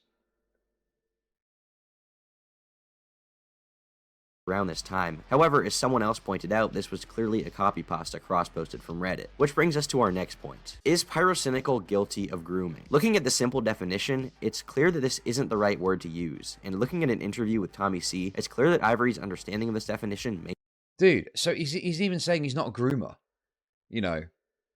All TurkeyTom, I think, is pointing out here is that there's a strong argument. Well, maybe he's stating it more strongly than I would, but there's a strong argument that he knew the age, I think, is more or less where I would land with what Tom is trying to say, right? He had been warped by the people around him. Did somebody tell you to use the word grooming? I was in a call with my friend when I, like, typed it out, and I typed, like, I remember I typed that and asked, like, is that okay? Because, like, they know about this, and that was I got a yes for that, so. Yes. Because it reads more like a YouTube like thumbnail. Do you honestly believe, and just be honest, did you not understand the definition of the word completely? I feel like it was like forcing or like manipulating a child into a like sexual situation. Okay. Yeah, right. that's what that word means to me. Sure. And, like, I definitely was. That's what it means to you. Okay. So from a technical standpoint, did Pyrocynical groom anyone? I guess we don't really have any proof of that in a traditional sense if we want to go by the book. And I also don't think that he's a pedophile. But does that make what he did right? Absolutely not. YouTubers like Red Kiwis have been targeted in the past for being 19 years old and knowingly messaging a 15-year-old sexually. Ironically, by one YouTuber who was friends with Pyrocynical at the time and received his own case of false allegations where he was lied to about the age of the girl he was talking to. It's a little crazy how common these accusations are. And it just goes to show that it's not really shocking that this one managed to slip through the cracks, especially with accusations from years ago being... So yeah, I think that with this video, there's a few changes you could make to it, certainly. I think the comparison to this Red Kiwis person, I think, is wrong. Like, don't do that. That's going to lessen the case. I think the focus should have been solely on arguing around the fact that this narrative that he definitively didn't know the age is flawed, right? That's, I think, the best kind of argument you can make. You know, focus on the severity of the negligence at play. And then just, yeah, like talk about the fact that there's a plausible argument that he knew the age, and that's kind of it, really, right? That's where the issue, and these other aspects, I think, are overextensions on Tom's part. But certainly, I don't think that Tom is as far off as the rumors or the kind of narrative about this now suggests, right? Yeah, I mean, how many more videos are there on this? If there's like one more, maybe. I was going to watch the Pyrocynical. I probably... I wanted to watch the new thing, but I mean, I guess we're stuck in this now. Being completely mishandled by people who were pushing them. Pyro was trying to hook up with a 13-year-old girl from France, all right? That he was technically like a pedo or a weirdo or something, God, right? man. And I would not even be making this video if all that was done was that allegations were disproven. But instead what happened is that the entire community overstepped their place to call Ivory a clout chaser, a flat-out liar, and all while having no proof and trying to push the message that we shouldn't believe false allegations without evidence. And you turned out to be what a lot of people were calling you from the start. A clout chaser trying to ruin someone's career on YouTube, let alone on the internet, for attention. And now you want to act all bitter on Twitter about how no one believes you if you can't prove something. And if you're just doing it for clout, maybe you shouldn't put it out there. This claim is never substantiated with anything tangible, other than that Ivory supposedly wasn't angry at someone else for doing the same thing that Pyro had done with him. Maybe this claim would work if it weren't for the fact that Ivory clearly outlines why he made this post about Pyro in the first place, which is that he is not the only one who went through this, and he doesn't want Pyro to be able to message other people that way, which his girlfriend admits happened many times. Whether or not you agree with his motives, motive, he's never done anything to make it seem like he did anything out of line with that message. Diesel Patches, someone who covered the allegations initially and just said that he wouldn't believe them without proof, never did a follow-up video. So as far as his fans are concerned, Pyro probably did nothing wrong and the messages aren't even real. When Sensitive Society covered the issue, he thought Ivory was a girl. Discord messages between apparently Pyrocynical and a 15-year-old girl, allegedly. I myself was skeptical as to why Ivory had crossed out some of these messages at first, but he gave an update where he explained that it was basically out of embarrassment and not because he wanted to mislead anyone. It feels like all of these people read one tweet that was 3 layers of separation away from the allegations before they made their videos, and none of them followed through doing the proper research to determine whether or not their skepticism was worthwhile. Whether it's because of pure laziness or something else that drove them to this, I guess I will never know.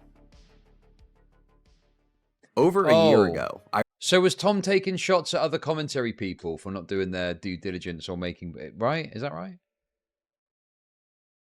I released 2 videos on I'm gonna watch the second video. Some Calm allegations down, made about the relax. YouTuber Slazo. In a nutshell, Slazo had been accused of being a sexual predator by his former girlfriend, who made a number of accusations about him, which were later proven to be false, largely by people like myself, Nicholas Diorio, and a few other YouTubers who would later go on to make videos about it, where they recounted what had happened. The reason why many are comparing the situation to what is happening now with Pyrocynical is because they believe them to be 2 cases of false allegations being made and then disproven, with the motives of the accusers being malicious. This is blatantly incorrect, and the YouTubers pushing this narrative are lying. What Slazo's girlfriend, Che, did was lie. She flat out lied and took messages out of context to push a narrative that she and her YouTube friends wanted to get out there. They didn't want anyone associating with Slazo. They didn't want anyone watching his videos, and they didn't want him to have a job. Ivory Rasmus, on the other hand, did not lie. Everything in his twitlonger is true. These messages are completely real, and his story has not wavered or changed. Is what Pyrocynical did grooming? No. But that doesn't mean he's off the hook.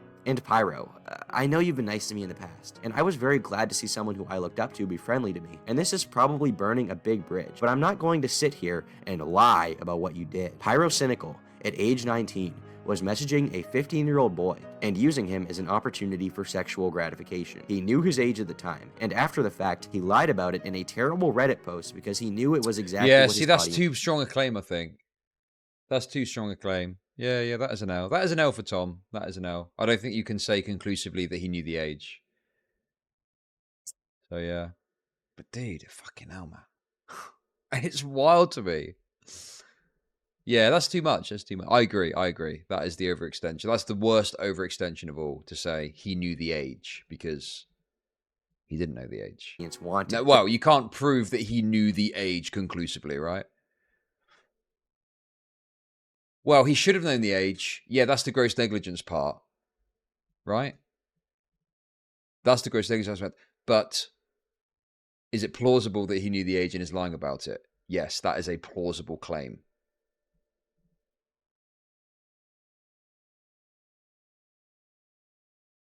Overextension, it was a reach. I mean, that's the same thing. There really isn't any debate about that, and it is completely fair to call him a weird, creepy guy. He is by all accounts a freak, and the people who defend him are either extremely dumb or willfully ignorant. I don't know which is worse. These allegations, which most say are 100% false, are maybe 5% false. All it would have had to have taken is, hey, just to check, just to, get it in the message. Are you over 18? Yes. Boom. There we go. And then if the fucking person's lying, they're lying about it, right? And, unless you want to argue for check an ID. I mean, I just don't think there's really much more you can say. I mean, who was it? Fucking, this was Slazo thing that? Or was that something else? That was an X, wasn't it?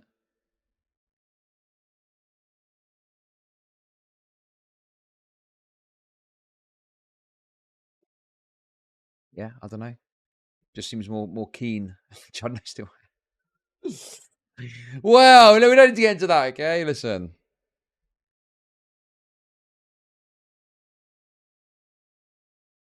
Doesn't matter. It literally doesn't matter. The server being 18 plus is irrelevant to me. Oh, the porn site is 18 plus. God, you people cope so hard about this, don't you?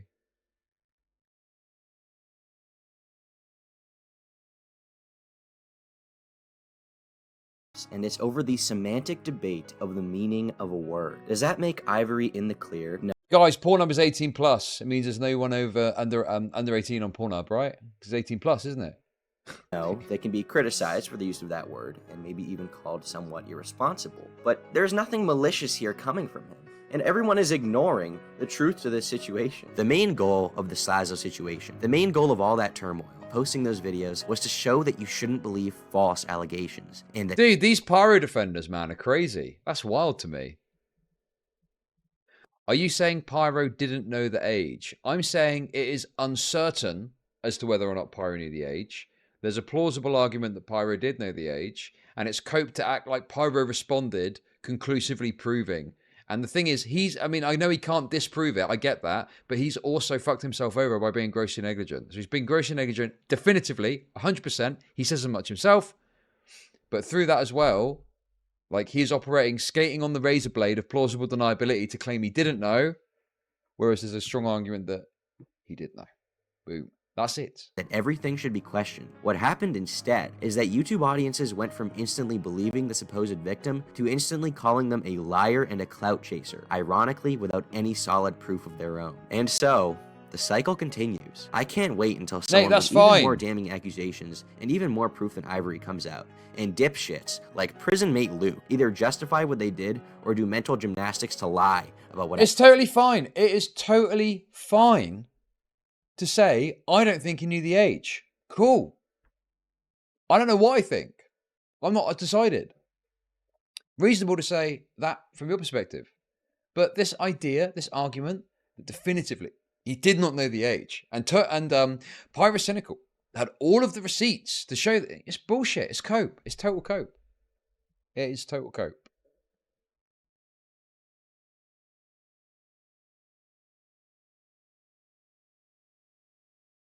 Okay, but that is a legal standard, right? And that's why I don't know what the consequence should be for this, but all I'm pointing out to you is what Pyrocynical did is, I think, worse than people give it credit for. And it's kind of this idea that TurkeyTom was like totally wrong, right? And off the mark in all areas, when the things that he was wrong about, from what I can see, is, you know, overextending about the age, claiming that he definitively knew. You shouldn't say that about it. And what was the other thing I said?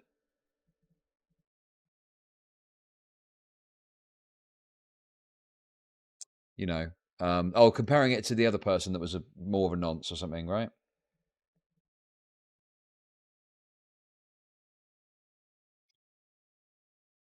Chud sweeping for a fat. I'm not sweeping for. If anything, I'm the opposite when it comes to Pyrocynical. Dude, okay, we're going to use this video to address the allegations made against me.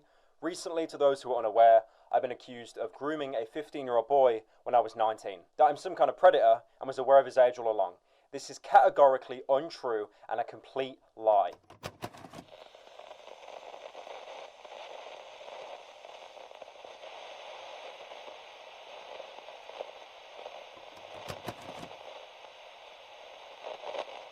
That's what TurkeyTom said.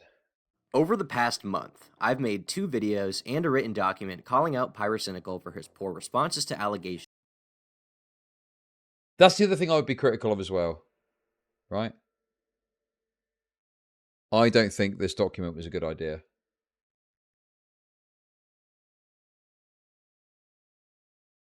That was about it. You should not do a document like that, I don't think. You know, it's not about you. You should be commenting, not making the news. That were made against him, as well as the commentary community's analysis of the situation. Recently, Pyrocynical released a video. Yeah, I got that from Nick. I actually got that take from Nick, more or less, because Nick told me about it, and I was like, that's probably true. And then I'm saying it now. Cycle continues. Addressing these allegations, with the Google Doc I created being at the forefront, and made some points that I'm going to respond to in this video. Dude, it's too much, man. What's this one? Is this the one you're talking about?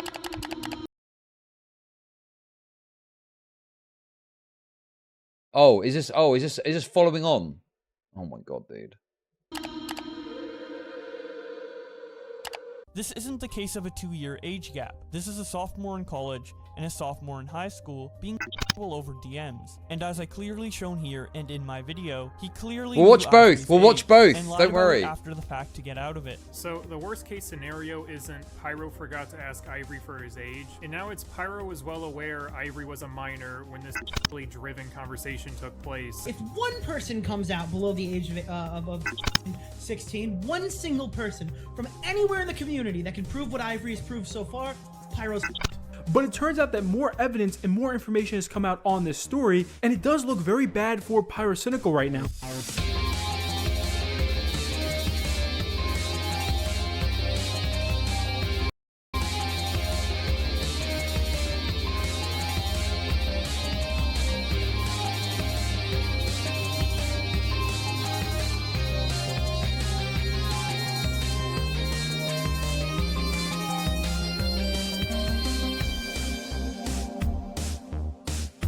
I like the music. That's a bop. That's a bop, dude. Created by TurkeyTom. The False Accuser. Okay, so, where were we? In my last video, I talked about the allegations against Pyrocynical, a popular YouTuber with more than 4 million subscribers, who had some startling allegations made against him by a Twitter user by the name of Ivory Rasmus. There was a lot of turmoil around these allegations at the time, with many accusing Ivory of lying due to the way that they handled the allegations. Shit. Oh my god. Hey guys, sorry. Sorry about that. Admittedly, were not the best at Sorry. first. That being said, the commentary community going on to call him a liar and a clout chaser, as well as calling the allegations that he had made about Pyrocynical false, was completely unjustified. On the 6th of December, I released a document on Twitter titled Proving Pyrocynical's Guilt, where I sought to dispel some of the criticisms made of myself and Ivory, as well as reveal some new information that Ivory submitted to me as more evidence. Today, I'll go over some of the major information from that document, as well as interject some of my own opinion and thoughts. Yeah. Yeah, this document is an L for sure. Proving Pyrocynical's guilt. Yeah. Yeah, he should not have done this. This was an L. Bad. Thoughts. On December 3rd, Ivory messaged me on Twitter to give me some more information. He alleged that he had found some old Discord messages with Pyrocynical's current girlfriend, Ida, who originally messaged Ivory to victim blame him and say that what had happened wasn't that bad. To prove that the messages were real, Ivory even clicked on Ida's account at the end of the video. Ivory sent me some very incriminating messages between him and Ida, where she clearly acknowledges his age. But the natural response to this would be that the messages are fake or that they are not from Ida. So let's prove that they are from her. Firstly, I'll show the Discord ID here for the sake of full transparency, as well as a scroll through of some of the most relevant DMs. And, just to be able to clearly see that the same Discord IDs have already been seen before, you can see the same group chat which included Pyro, and who Ivory alleged to me was Ida. First time I've disagreed with you, who cares? He didn't ask. It's one thing if you're in a bar online, crazy. I mean, look. It's a simple thing that you do just to have some level of protection. I don't know, it's very negligent to not ask. Ida. Moving on to the messages, here's one point in them where Ivory is sent an image from the deleted user of her and Pyrocynical in a hotel room together. Doing a reverse image search for this will get you no results. This clearly shows that this image is unique. Yeah, okay, I'll tell you another thing with this as well, is by this point, I think especially Tom making these extra videos about it, right?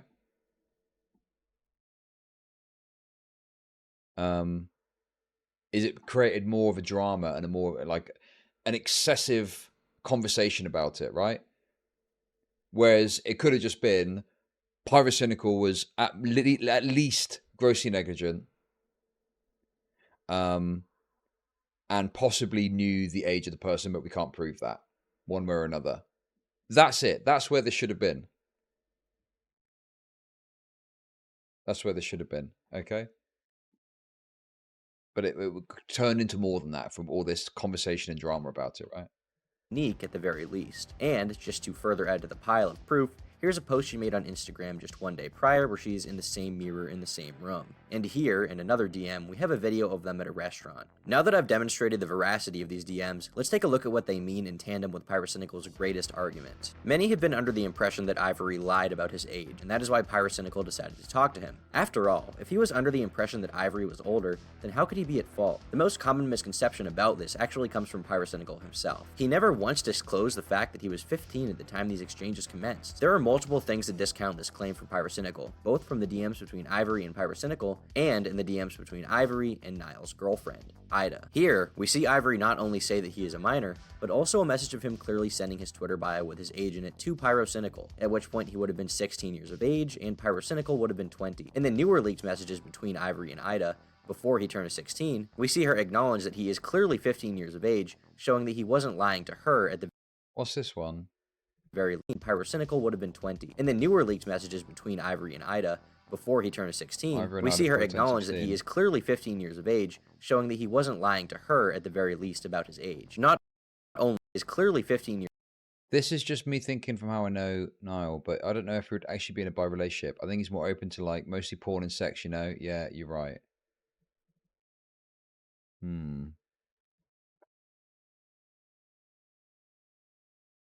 Years of age, showing that he wasn't lying to her at the very least about his age. Not only this, but the DMs seem to be alluding to Pyro and Ivory forming some kind of relationship at the time. Ivory says that Pyro is talking about more real-life stuff. Tom, Augie, Bo Blacks, and Nick kept calling Pyro a pedo on their streams. I like how everyone completely ignored the leaked DM of him saying the N-word. Yeah, because I literally don't care about that. If anything, I encourage it. That's the best part of these leaks. I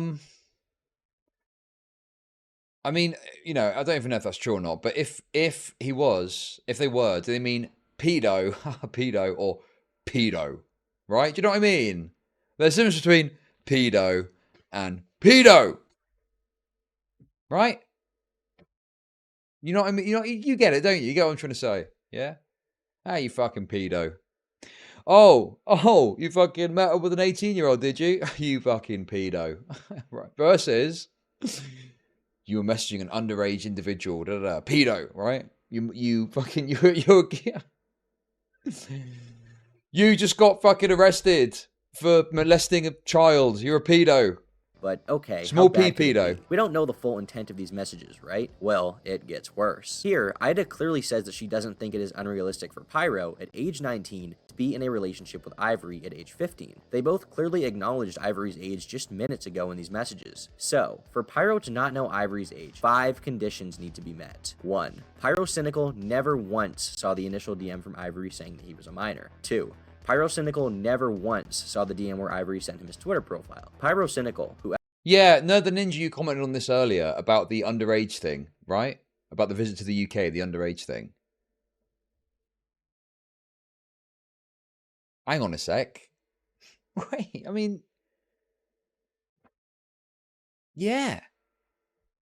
At the time was expressing interest in a relationship with Ivory, which was corroborated by Pyrocynical's at the time soon-to-be girlfriend, still never knew Ivory's age, and an age which she thought would not dissuade him from being in a relationship with Ivory. 4. Pyrocynical never saw any of the tweets of Ivory explicitly saying that he was 15 years old, on an account that he followed and interacted with very regularly. 5.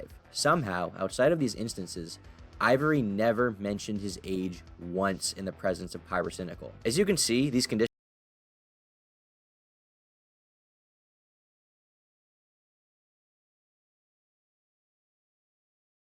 I gotta be honest with you guys, I mean, yeah. God, it's so funny. This is exactly what I'm thinking and saying, and he's laid it out in these 5 points.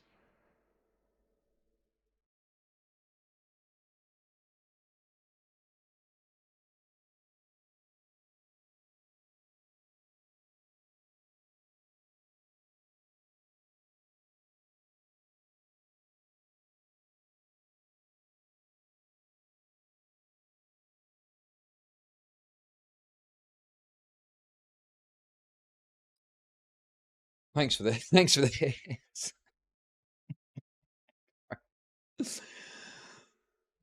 Look, it is possible. Yeah, it's possible. But I think that the point that's being made here is it's kind of insane to think he didn't see any of that, right? Like, it's... I'm trying to think about this and be like, okay, but like, yeah, to not see any of that, to have all of that information out there in the ether available, and to not see a single one of those things, to even get the doubt in your mind to think, I better ask. Like, the fact that they never asked, they never thought to like, maybe I should check. Do you know what I mean? Bro, it's crazy. And I'm still not saying that he definitively knew the age. I'm just saying it's not unreasonable to argue that it's possible he knew the age. I know there's problems. I know, like, for example, he was banned on Twitter. So maybe it's arguable he didn't see that. You know, yeah, I get it, right? I get it. There's going to be problems with that. I'm not saying it's watertight. I'm not saying it's 100%. And it's why I'm not saying that he definitely knew the age. I'm just saying that there is an argument that he could have known the age, and the idea that it's absurd to claim that is, yeah, wrong. A lot of people have taken his response at face value, similarly to his initial Reddit response. I went into this situation completely anticipating this response because, well, he's Pyrocynical. Regardless of the truth, Pyro is a widely beloved and respected creator, and people want to see him come out from this on top. My first issue with Pyro's response comes down to framing and misrepresentation, which he ironically accuses me of in the video. He opens it up. It is kind of crazy how this was just swept under the rug and people just joke about it. Yeah, like this is my perception. I didn't look into any of this to this level and watching all these videos, right? But my perception of this was yeah, like Tom really fucked up, and you know, Pyrocynical was completely and totally vindicated. And yeah, but I'm just looking at this. I'm like, I just don't think that's true. I think that's cope from Pyrocynical simps or something. Up by talking about the accusations of grooming and being some sort of predator, and then makes the rest of the video about my document and videos made about my document as if I was accusing him of either of these things. Recently, to those who are unaware, I've been accused of grooming a 15-year-old boy when I was 19. That I'm some kind of predator. Yeah, exactly. Tom didn't mess up as bad as people portray. And the reason that people say he messed up so badly is to provide cover for Pyrocynical, despite the fact he did some fucked up shit. That is... Yes, that's what's happening here. If it could be said that Tom really fucked this up and was a terrible person and got it all wrong, then Pyrocynical, there's less focus on the shit that Pyrocynical did do wrong, or there's less focus on the idea that he could have known the age. It becomes, well, he messed it up, he didn't know the age, Pyrocynical had the receipts. Bro. And yes, I think it is a product of big audience versus little audience. I think because Pyrocynical was a bigger YouTuber, I think it's affected the narrative, the Ludo narrative. Do you guys know the term Ludo narrative, by the way? I found out about it watching this Fallout shit. Some fucking guy was moaning about another guy using it. Very autistic. Of his age all along. This is categorically untrue and a complete lie. The supposed proof for these insane allegations is paper thin and embarrassingly wrong. He says that the allegations are insane, as if they're so ridiculous to the point that any of it could possibly be true. However, as time goes on, he has to make multiple concessions and admit to most of it. This is a misrepresentation of my videos and my intentions. He's moving the goalposts. It's an attempt to shift the focus of the video on disproving those allegations and conflating them with what I actually said, by responding to my points in tandem with points that I never even made, and not even... Bro, what is this, man? Holy fuck, what is this? Jesus Christ. Clarifying who made the argument. He makes it seem as if these are all from me, but they're just not. Didn't this happen 6 years ago? Yes. Not, well, 4 years ago now. Yes, this happened a long time ago. Yes, it did. It happened. It's not recent. I didn't clickbait you, really. I kind of did. I did this because I wanted to watch the latest video about these plagiarism allegations, but I got sucked in to what is essentially a retrospective situation. My original video, I flat out said that there was no evidence of grooming and that he's not a pedophile. She even pointed to his age being younger than 15 and said that while the age gap was bad, she doesn't think that it constitutes grooming. And I agree completely. It may not constitute grooming. And in the follow-up document I released about it, I made the claim that I didn't really know either way, leaving it up for the readers to decide. Is Pyrocynical a groomer? While I first stated no, after these new leaks, I don't feel comfortable saying no. That being said, Ivory's basic message can be legitimately proven to be true. When he was 19 years old, Pyrocynical messaged a 15-year-old sexually. Pyro frames this as a disingenuous move on my part. This document is cowardly. I mean, like, the ending is no exception. Like, they don't even definitively state if I groomed anyone. They just leave enough room for people to draw that conclusion themselves without openly saying. But in reality, this was me doing my best to put all of the information on the table and allow some room for interpretation for what people think. I intentionally didn't make a judgment call, and I tried to make more non-definitive statements in the document as more information was, and still is, coming out. I wanted anyone to be able to draw their conclusions about the topic. This is not malicious. Dude. I feel like I'm seeing this so clearly, like I'm seeing the Matrix, okay? And I am like, yeah, this is exactly what happened. You know, excessively describe Tong's misgivings to obfuscate attention from what Pyrocynical did, and to help perpetuate the narrative that Pyrocynical more robustly pushed back on the allegation that he knew the age, and he truly did. Because what is it the Pyrocynical said that disproves this idea that he knew the age? Like, I know that he can't prove that he didn't know the age, right? But I do not think it's quite as implausible that he knew the age as he made it out to be in his video, okay? Or cowardly in any way, as Pyrocynical claims. Another way he tries to frame me as being disingenuous is by claiming that the document leaves so much out, because I don't say until later in the document that he never sent nudes. They also post a screenshot of Ida saying that I did this with everyone. There's this one part of the doc that claims that people make the mistake of not watching an entire video before they pass judgment.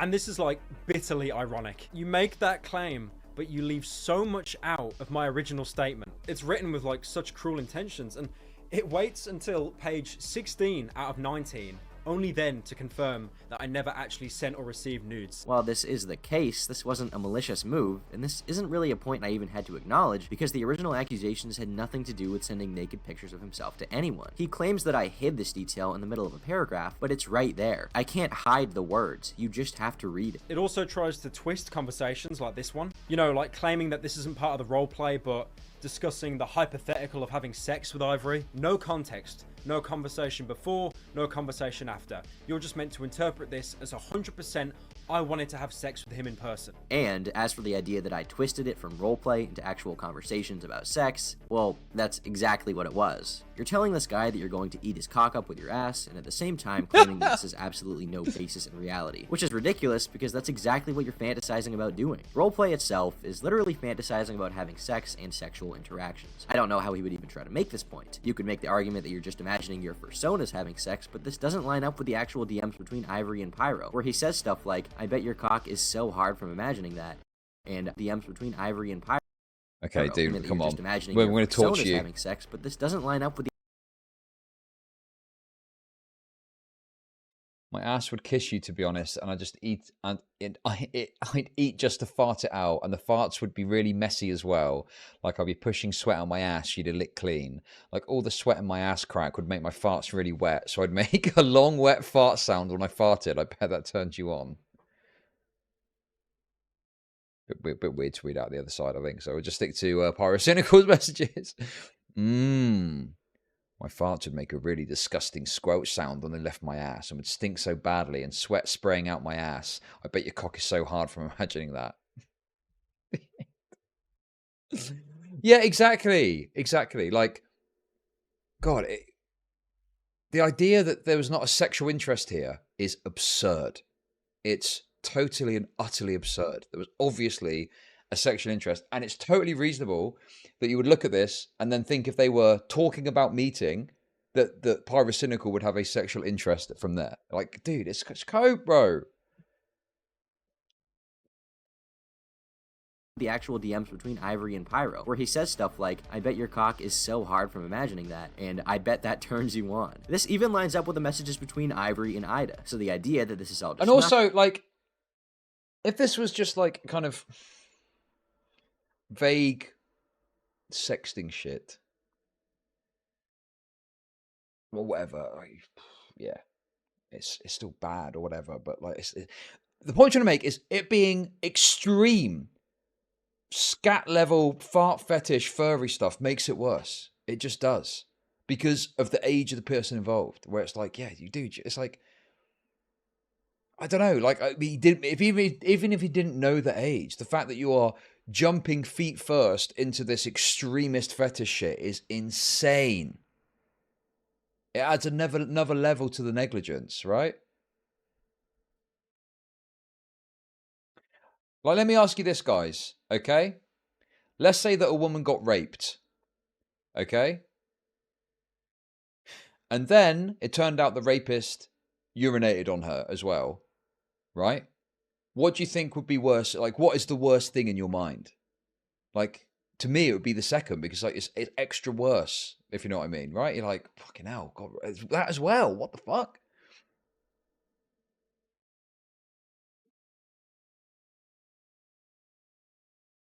It's like extra gross, isn't it? It's like, oh God. Like there's an extra level of degeneracy that gets included to the story that makes you feel sicker.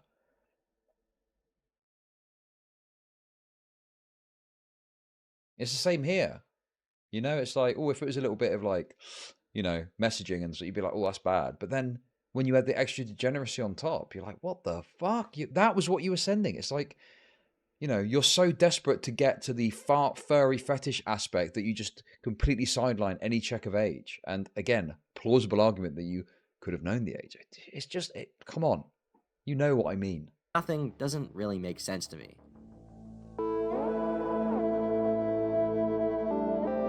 Let's elaborate a bit. Fetish mining is a technique used by people with unconventional fetishes to either normalize or rope participants into their gratification. For example, if someone had a foot fetish and asked people for photos of their feet for Chugga Conroy! For innocuous reasons. This, by definition, is what Pyro was doing in his defense, as we even see in prior allegations. He would first initiate a conversation joking about the fetish, and if they showed interest, he'd then escalate it. He'd get them to either draw art of his fetish.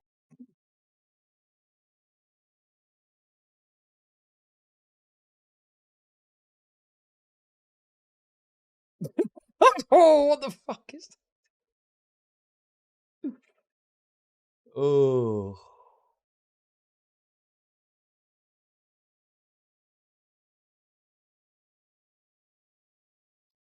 Yeah.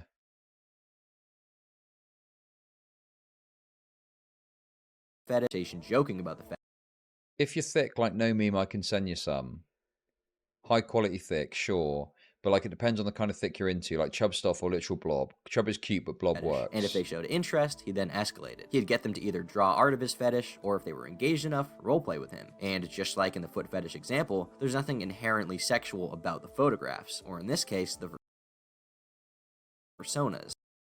It's so big and squishy, it's almost as big as her ass. How bad do you want to smell her big stinky farts? Wait, is this Pyrocynical as well? Is this Pyrocynical too?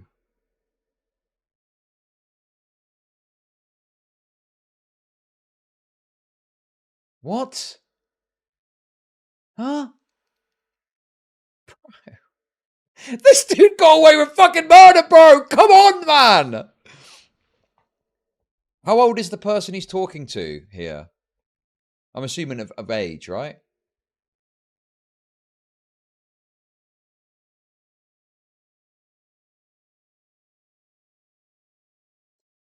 It's so big and squishy. It's almost as big as her ass. How bad do you want to smell her big stinky farts? I would love to be in the same room as her. Do you like my fox? He's very hungry and gassy.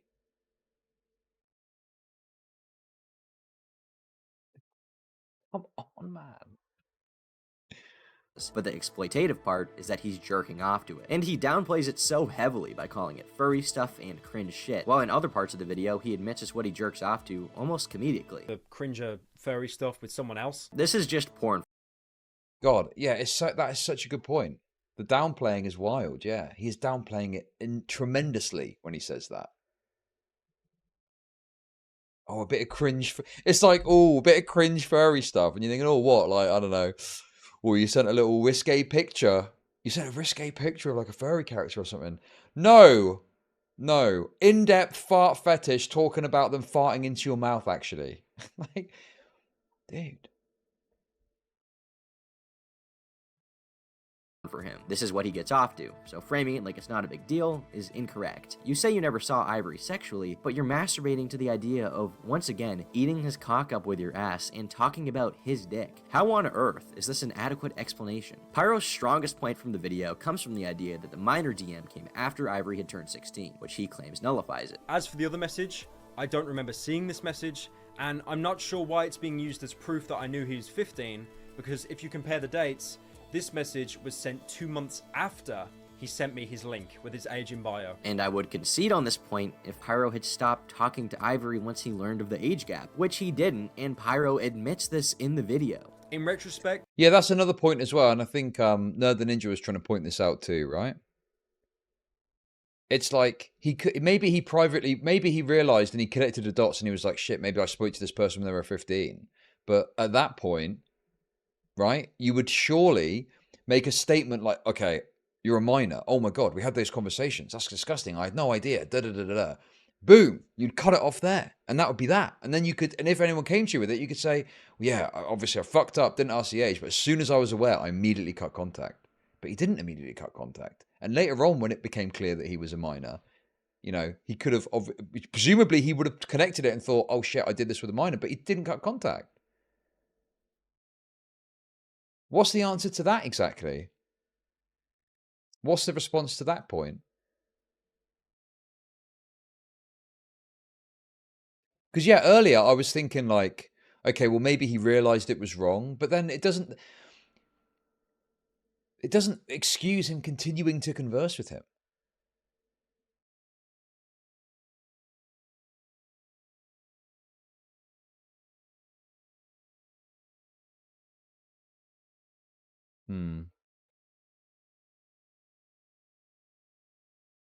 I never should have continued the furry stuff with him once I learnt of his age, even though at the time I didn't see it as a problem. Additionally, the idea that simply because he wasn't dating Ida at the time, she would have no reason to talk about Ivory's age to him is kind of laughable. Pyro frames this as if they were barely friendly at the time, when Ida clearly says that they were calling every other day in DMs, and we can see group chats from this time when they were all together. Art from 4 years ago, where she draws art reflective of his fetish, is also publicly available online. His argument here is basically that despite the fact they knew each other, were in group chats together, Ivory had talked about his age with other people, including people they both knew, was very vocal about his age on Twitter, that he still just didn't know and was somehow hiding it from Pyrocynical. And hey, it's fine if you disagree, but a lot of people see this as circumstantial enough to think that he must have known. It's not irrational. The document fixed... Yes, Tom is correct there. Like, Tom is just right about that. Yeah, it's fine if you disagree, but it is rational to think that he knew the age. Is that, like, that's a totally reasonable take, right?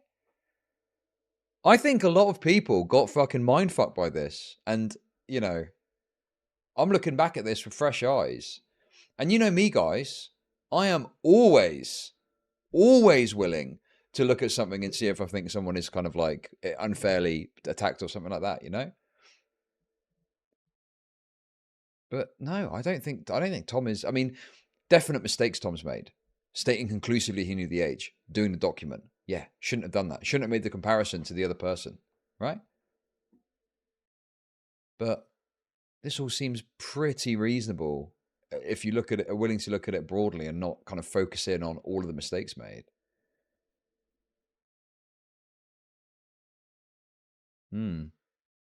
Well, and this is, okay, I know this firsthand too. I know this firsthand as well. Well, Alana, I think Tom was fine to make the video, but obviously he made mistakes in the course of making the video. But there's changes that you could make that would make the video be appropriate, right? I don't think this is a delete the video situation. I think this is a you have been too conclusive in some of the claims you made situation. States on this specific fact that people withdrew information while ignoring so many points like what I mentioned earlier. Pyro claims that the document fixates on people who Pyrocynical cited as pointing to Ivory lying. This is pretty disingenuous, as it was a minor point in my video and in my document, but the reason why I included this was to show that this narrative falls apart extremely quickly. In the Reddit response, Pyro used unverifiable he said she said situations to claim that Ivory shouldn't be trusted and lied about his age. While Pyro himself never says he was lied to, his fans immediately took this as ample evidence that Yeah, I will play, but I've got the same problem as yesterday where it's like 10 p.m. for me. I need to start ending my stream at the normal time. Ivory was a liar. It was also used to spread a false narrative about an 18+ Discord server where they supposedly met, which I've already debunked pretty well, and Wait, Pyro what? doesn't even acknowledge it in the plus disc ample evidence that Ivory was a liar. And he told me that Ivory had lied about his age to Pyrocynical and also to some of his own It was friends. also used to spread a false narrative about an 18+ Discord server where they You should ask that to the people who spoke and speak to him. He told me and others at some point that he was over the age of 18, but I don't have proof, that's for sure.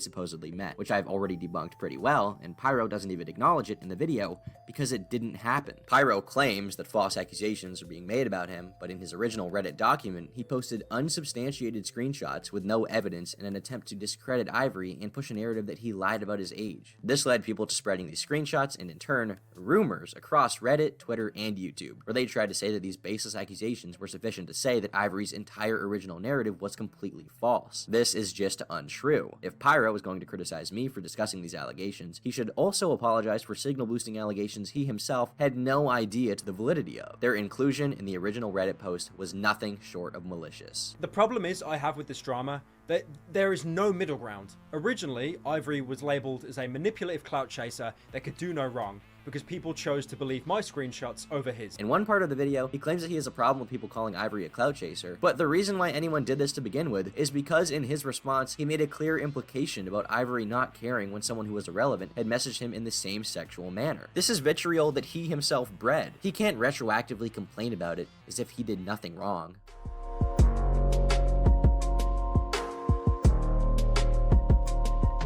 Now let's talk about the idea of them meeting. Pyro claims that while he did plan to meet Ivory, it was never for any sexual reasons and there was no ill intent behind it. It's a blanket statement of Pyrocynical I mean, yeah, well, listen, dude, I'm going to speed it up at least. Fuck, it's not normal speed. I'm going to watch his further response and, you know, I'm hoping that Tom takes some reasonable L's on what happened and says, this was wrong, but I don't think that Tom should back off completely off of it because some of the fundamental points he's making are totally legitimate and fair, you know?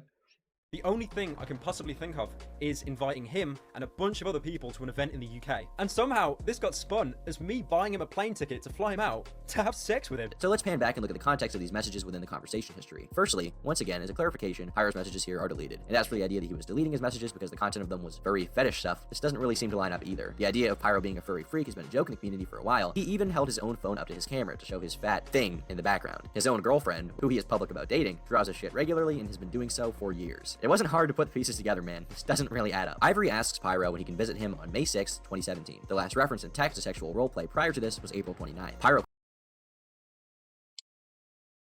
Love massive has got an ass. The claws are a nice choice. Okay, into Vor. To be honest, I've kind of been getting into Vor recently.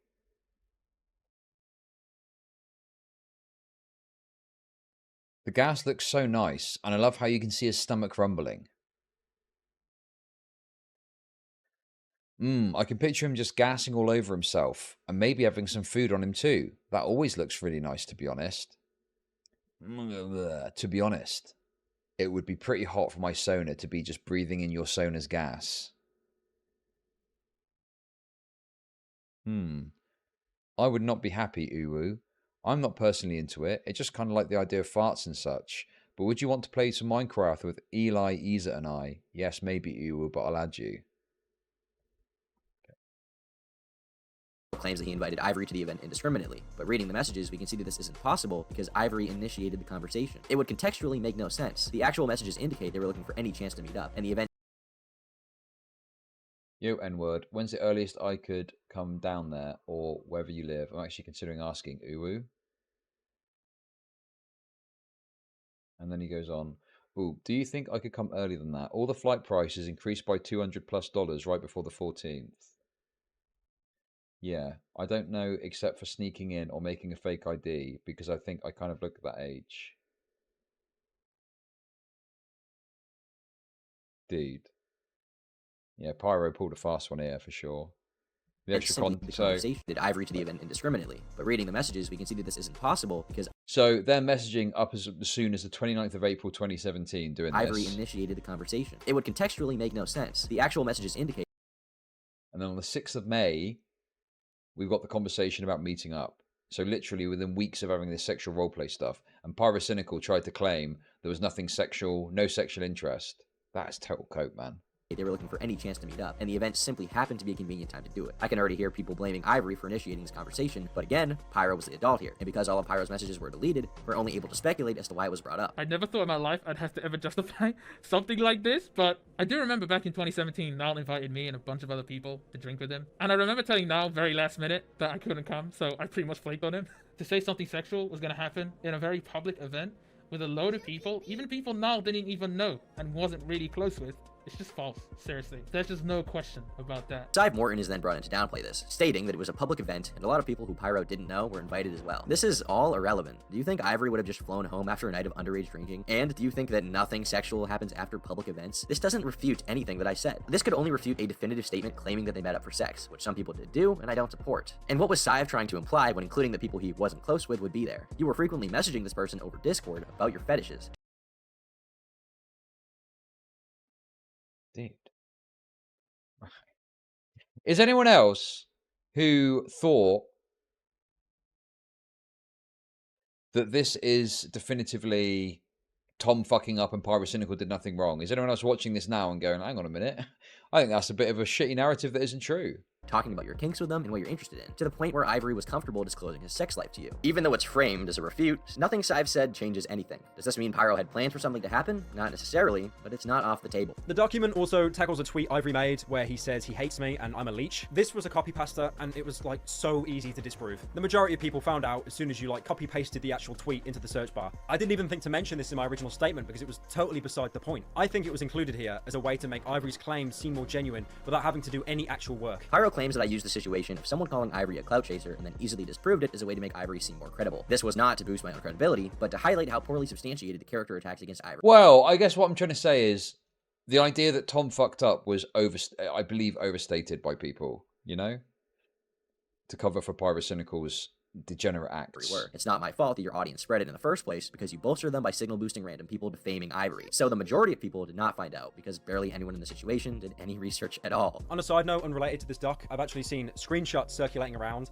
of someone who drew like fan art of my Fox character back in 2016. I then apparently replied to them like jokingly saying not thick enough and then asking for their age and they said 15. So when people saw this, they instantly drew parallels to the grooming allegation. I asked them for a thick version and they drew this, which isn't even really that different from previous things they drew before even getting into contact with me. I didn't commission it. What was drawn wasn't pornographic. They'd drawn very similar stuff before and there was no roleplay here. It was nothing. And the thing is, this wasn't even a call-out post. The person that made the original video just said it was funny. Pyro also points to an instance where his character was being drawn by someone who he knew was 15 years old, after he asked them to, which I brought up here in a tweet. He claims that there was nothing pornographic about the drawing, and while on a technicality he may be right, if we zoom in on the image that he shows in the video, we can see his Fox character wearing underwear with a bulge, as well as turned around with its ass drawn in detail. If this isn't not safe for work, I don't know what is. Pyro claims that he was responding that it should be thicker as a joke, but in the DMs between Ivory and him, he would often say could be thicker in regards to situations like this, which he admits to getting off to. So it's not a leap in logic at all to say that this is the kind of stuff that would satisfy him sexually. It literally is, by his own admission. Once again, that defense is characteristic of fetish mining. And as for the person making the accusation claiming that they weren't particularly hurt by it, that doesn't really change the fact that this is evidence of Pyro being open enough about this to ask someone, who he knew was 15 years old, to draw it for him. It's just fucking weird. The best thing that Pyrocynical did in his response was finally admit that he fucked up in a way that felt at least a little bit sincere. The purple on Chud's face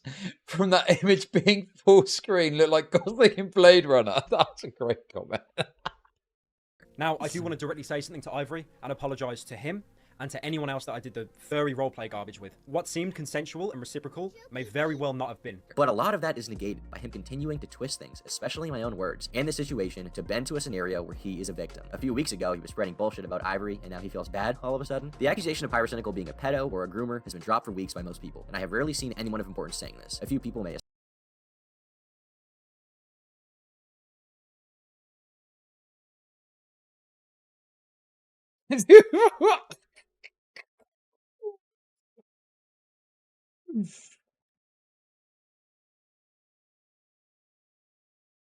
Dude, Yeah, Tom got done. I mean, look, I don't know what the exact response was. I think Tom got done dirty here. Honestly, I think Tom got way more shit than he deserved to for this.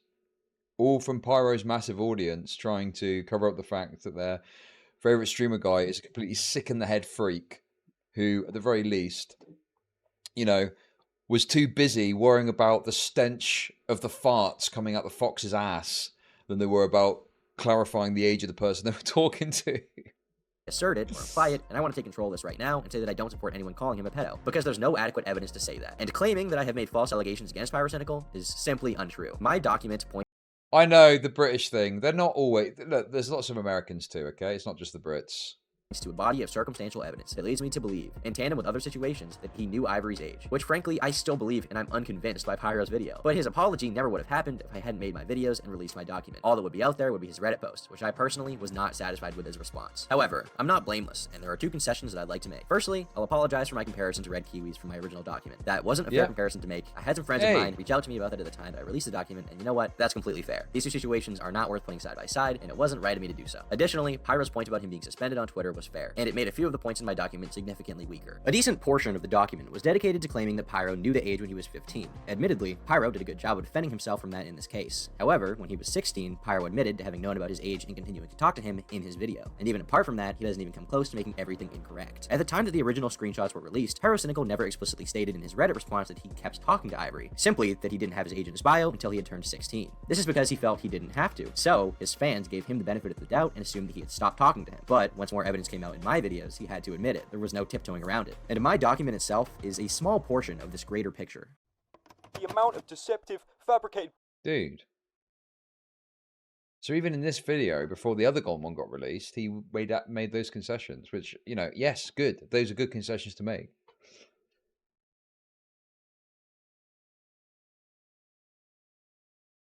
Damn. Bro. Honestly, all I hear about this is what a bad job Tom did and how Pyrocynical... You know, I always saw Pyrocynical stuff as, oh, it's kind of a, you know, it's kind of a joke, isn't it? Kind of a bit of a, it's a bit of a joke. Haha, furry farts, da-da-da. No, there's more to it than that. Dude, this is crazy. I've uncovered a fucking crime that happened. Bullshit. Not Pyrocynical, but Tom's treatment. To leave his greasy lips is absolutely astounding. Firstly, let me give you an example of how Keemstar is a liar by trying to expose me as some kind of furry.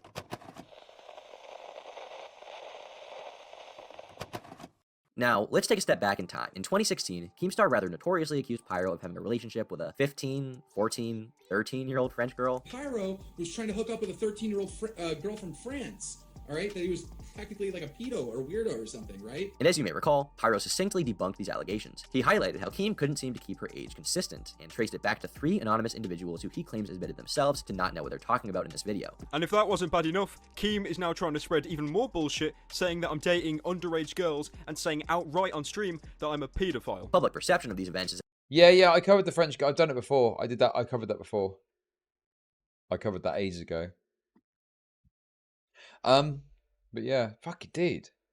God, Keemstar, what a retard, man. Why? Just stay away from allegations, bro. So we're clearly not very good at it. That the entire story was fabricated by Keem as some sort of petty revenge for a YouTube conflict. Apart from the fact that multiple aspects of this call-out later turned out to be flagrantly false, like Keem supposedly leaking Pyro's face despite it being in multiple public videos already, few know the actual evidence towards the French girl allegations. On June 11th, 2016, 2 days after Pyro's video, Keemstar tweeted out screenshots from the French girl in question in which Pyro plainly stated that they had a relationship and that he was happy to wait for her to turn 16. This implied that there was far more merit to the allegations than first believed. But how would we know that the screenshot is real? Well, Pyrocynical himself confirmed that they were when released. On his subreddit, he wrote a long response to the leak, where instead of denying their validity, he tries to explain away each message point by point. He claims that the relationship was just a friendly relationship, and that he only said relationship once in the screenshot. However, he then states that he was happy to wait for her to hit 16, meaning nothing sexual transpired, and he was happy to wait for her to reach the age of consent if they were to ever have a proper relationship. So they never had a relationship, but he was waiting for her to reach the age of consent just in case, and then admitted in later edits that he didn't even know what the age of consent was in her country, something that he seemed so ardent about in his current video. Pyro then reveals he'd since contacted the girl to ask if she'd sent the screenshot, to which she denied and believed to have been hacked. I'm not going to speak to the circumstances surrounding these allegations because I know there are people behind the scenes who are involved in reopening their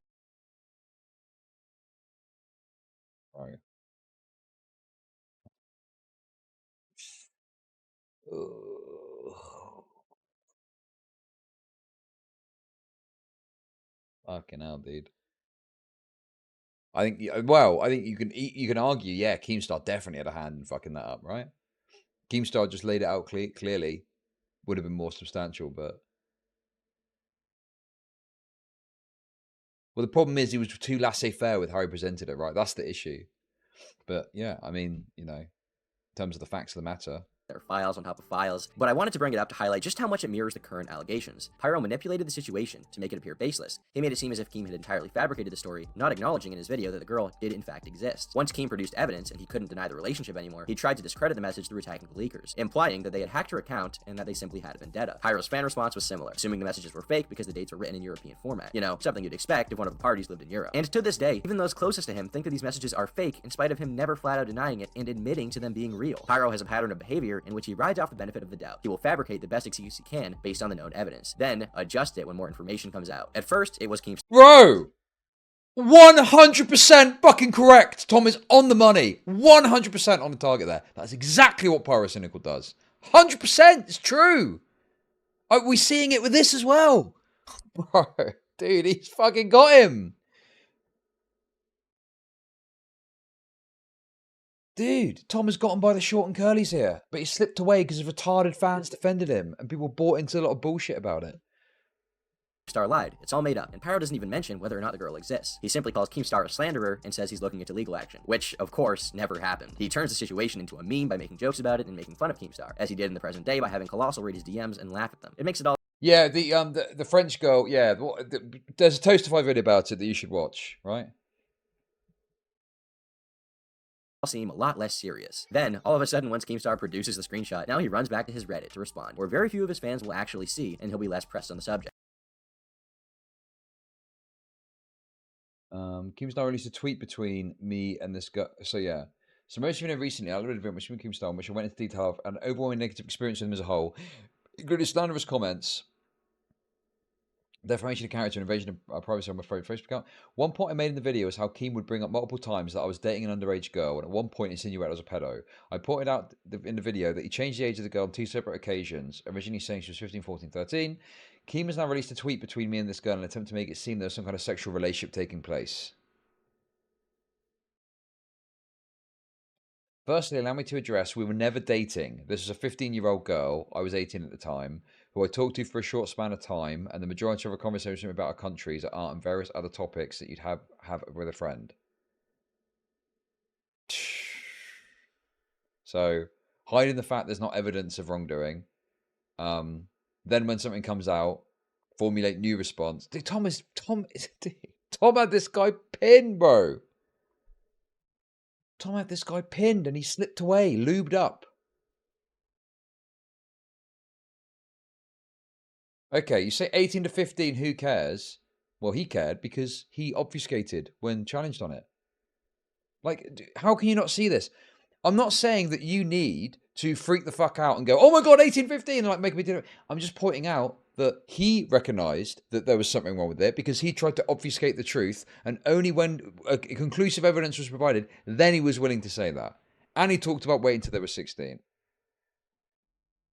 Now, the French girl exists, and he has to produce these fantastical explanations for the entire situation. The exact same thing he did today. I'll even link this Reddit post in the description if you'd like to check it out. At what point will we admit that the hard truth is just that, the truth? For most Pyro fans, probably never. And why are people so accepting of Pyrocynical's response? Because they want to be. His own subreddit has been spreading lies about Ivory and me for weeks, and his original response on Reddit was full of victim blaming and twisting the truth without really taking responsibility for what happened, which I stand by, and that's why so many people went on to pick it apart. If he was so happy to victim blame the first time, why am I supposed to believe that all of a sudden this current apology is sincere and he feels so bad? The original conclusion that I reached in my second video was not that Pyrocynical was a groomer or a pedophile, but that he was so depraved that he was willing to talk to basically anyone in a sexual manner, regardless of age. Here, Pyro is clearly afraid that some of the people he did this roleplay with are going to come out about it, and says he did it with so many people he can't even remember. I'm willing to bet that Pyro was so depraved with are going to come out. Just what Alex was saying to me today about Keem, it just reminded me of all the RP stuff I used to do last year. There's like so many fucking people I did it with, it's unreal.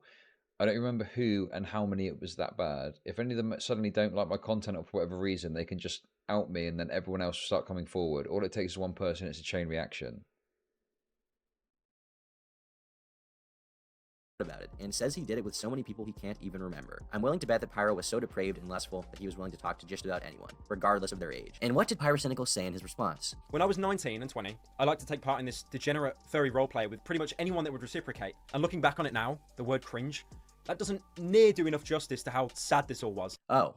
Weird. So is Pyrocynical innocent? Is Tom the master manipulator who lied about him? No. Even if Pyrocynical's claim, which that he did not know the age of Ivory at the time, is true, he had absolutely no excuse not to. And that's probably why my document was so widely spread. I'm willing to say that most people didn't even agree with it completely, but did have an issue with the irresponsibility of him using his platform that way. This is enough for me to say that Pyro is deplorable. As for the accusation that I'm just biased, which isn't something Pyro said, but rather implied, it's something that I've seen a lot of people say, that means nothing to me. I was a fan of Pyrocynical, saw these accusations, and I went into them believing that Ivory had completely lied. I came out on the other side with the opinion that apart from minor exaggerations, he was telling the truth, and that the commentary community had fucked up. My original issue with all of this was that the word grooming was being used as a scapegoat for all of the accusations being completely false, and Pyro doing nothing wrong. And in the end, what has happened again? While Pyro admits some wrongdoing in his video, his fans claim that his response was never bad in the first place. They don't criticize him for what he admits to doing, instead proclaiming him innocent in my comment section. Right back to where we started. Ivory is harassed and called a clout chaser and a liar, and now I'm also called a clout chaser and a liar. While none of these people have justification to do so, other than that Pyro gave a response. Whether it was good. The other thing as well about this is having experiences myself where you go to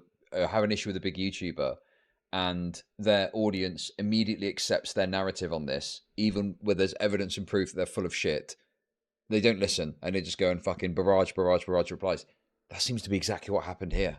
100%. It seems that's what happened here. Good or not wasn't going to really matter to these people. I've said that Pyro was irresponsible with his platform and deserved to be called out for it. No one was doing it, and now people are excusing it again simply because he responded at all. The community at large is made up of spineless fools who will constantly flip-flop on issues rather than actually having a solid opinion. One minute he's completely innocent, one minute he's framed by the public. It's just pathetic. People claim that Pyro disproved everything and that my videos are now null, and that everything is paper thin. Pyro's video itself managed to convincingly disprove one argument. The rest he admits to. He acts like a victim when the reason all of this happened is his own fault, because as an adult he sexted minors on Discord, and there's no real wiggle room there. Hats off to another YouTuber who has to admit to being a sexual degenerate. Lots of people have seemed to claim that I am merely a clout chaser who is insulting Pyro and going after him for views. If you take one look at my backlog of videos and the work I've collaborated with others on, it's obvious that I have time and time again defended people who did not deserve the hand they were dealt. YouTubers who have had completely false allegations made against them. I know these allegations inside and out, and that's not what is happening here. I have much more to gain from lying and saying that Pyro did absolutely nothing wrong, and that Ivory is a clout chaser. That is exactly what the majority of the public wants, but that's simply the wrong thing for me to do, and I will not. There is a long history of degenerate, unjustifiable behavior from Pyrocynical. This story is far from over. Thanks for watching and listening to what I have to say. I've been TurkeyTom. I thought this was still the second one. Oh, fuck, I fucked it up. We don't need to watch this now. I fucked it up. Sorry, guys. I must have clicked on something and then went back to this and just didn't realise. But anyway, there we go. That was the final response video. I didn't realise. But yeah, there we go. Dude. Yeah. Bro, I'm too good at this, man. I'm too good at being a rape reviewer. Bro. Too good.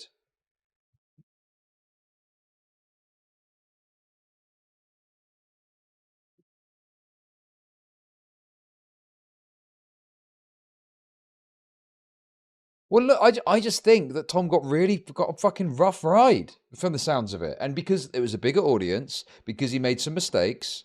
But broadly, I think Tom made valid points, valid observations, and Pyrocynical got away with murder, as far as I'm concerned.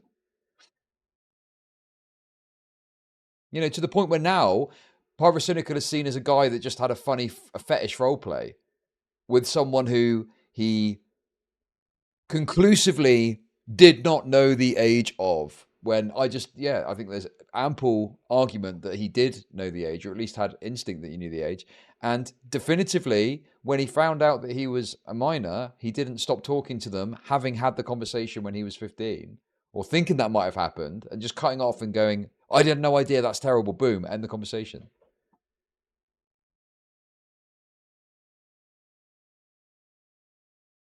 Do you know what it's like? It's a bit like the Vosh situation, isn't it, in some ways?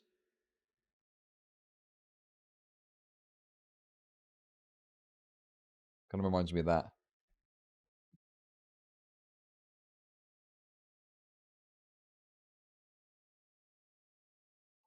Well, the evidence that he knew the age is there are numerous.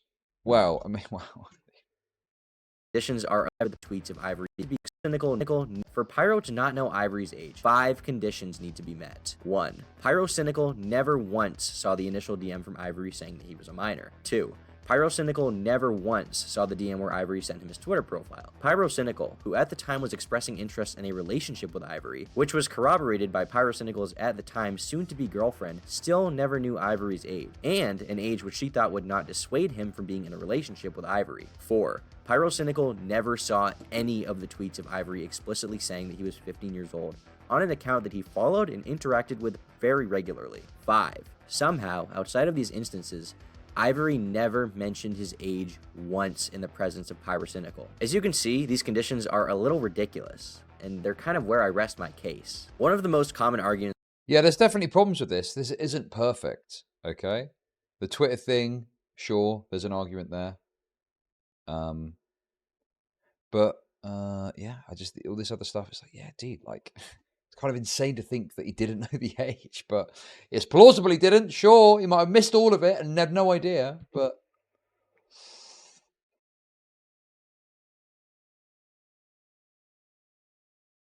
I think it's a pretty robust argument, whether or not you agree or disagree. It's the dismissal of this in its totality. It's the dismissal acting like, well, Pyrocynical had the receipts. Someone did it earlier. Watch Pyrocynical response. He's got the receipts. He doesn't have the receipts that kind of go back against this narrative to that degree. Like, he can't prove he didn't know the age.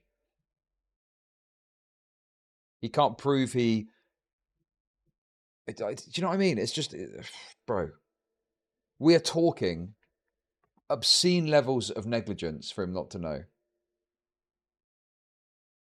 Which, again, if that's what you want to end it at, he was grossly negligent, I'm cool with that. We can break bread, leave it there.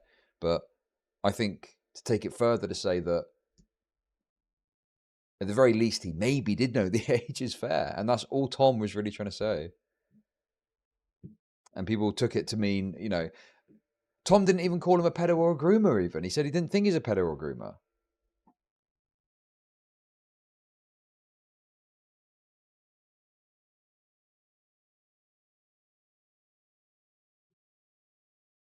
Damn. Fucking hell, dude.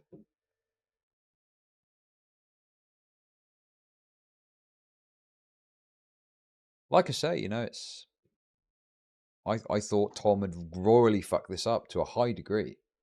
To a significant degree. I thought, yeah, this... And, you know, I never talked about it or spoke about it or commented because I didn't know. I just assumed. Yeah, maybe I should. Well, I don't know, man. It's kind of a bit of a glaze fest, isn't it? Like, I don't know. Well, Tom, I tell you what, Tom, you were really right about Pyrocynical, weren't you? Do you know what I mean? It just seems a bit of a weird combo. But yeah.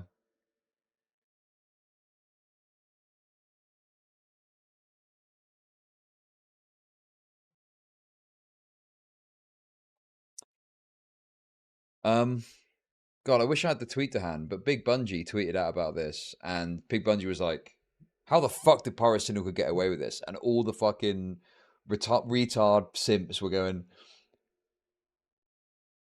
no. Most of Boris Prince for me, and that's weird thing about Tom's video. He says, I don't think he's a pedo, and then I think he probably knew the age. Well, he said worse than that. He said he did know the age.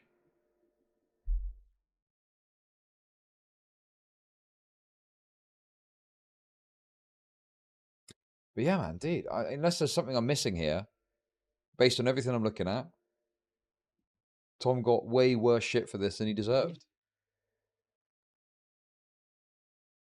You know, people were talking about this being career-ending.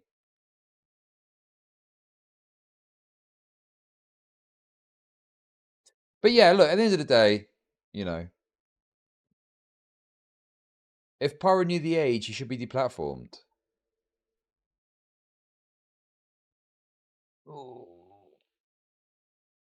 I mean, well, I hate arguing for deplatforming. I just think it shouldn't be treated as a jaunty joke. It should be like, nah, Pyro fucked up real bad there, you know?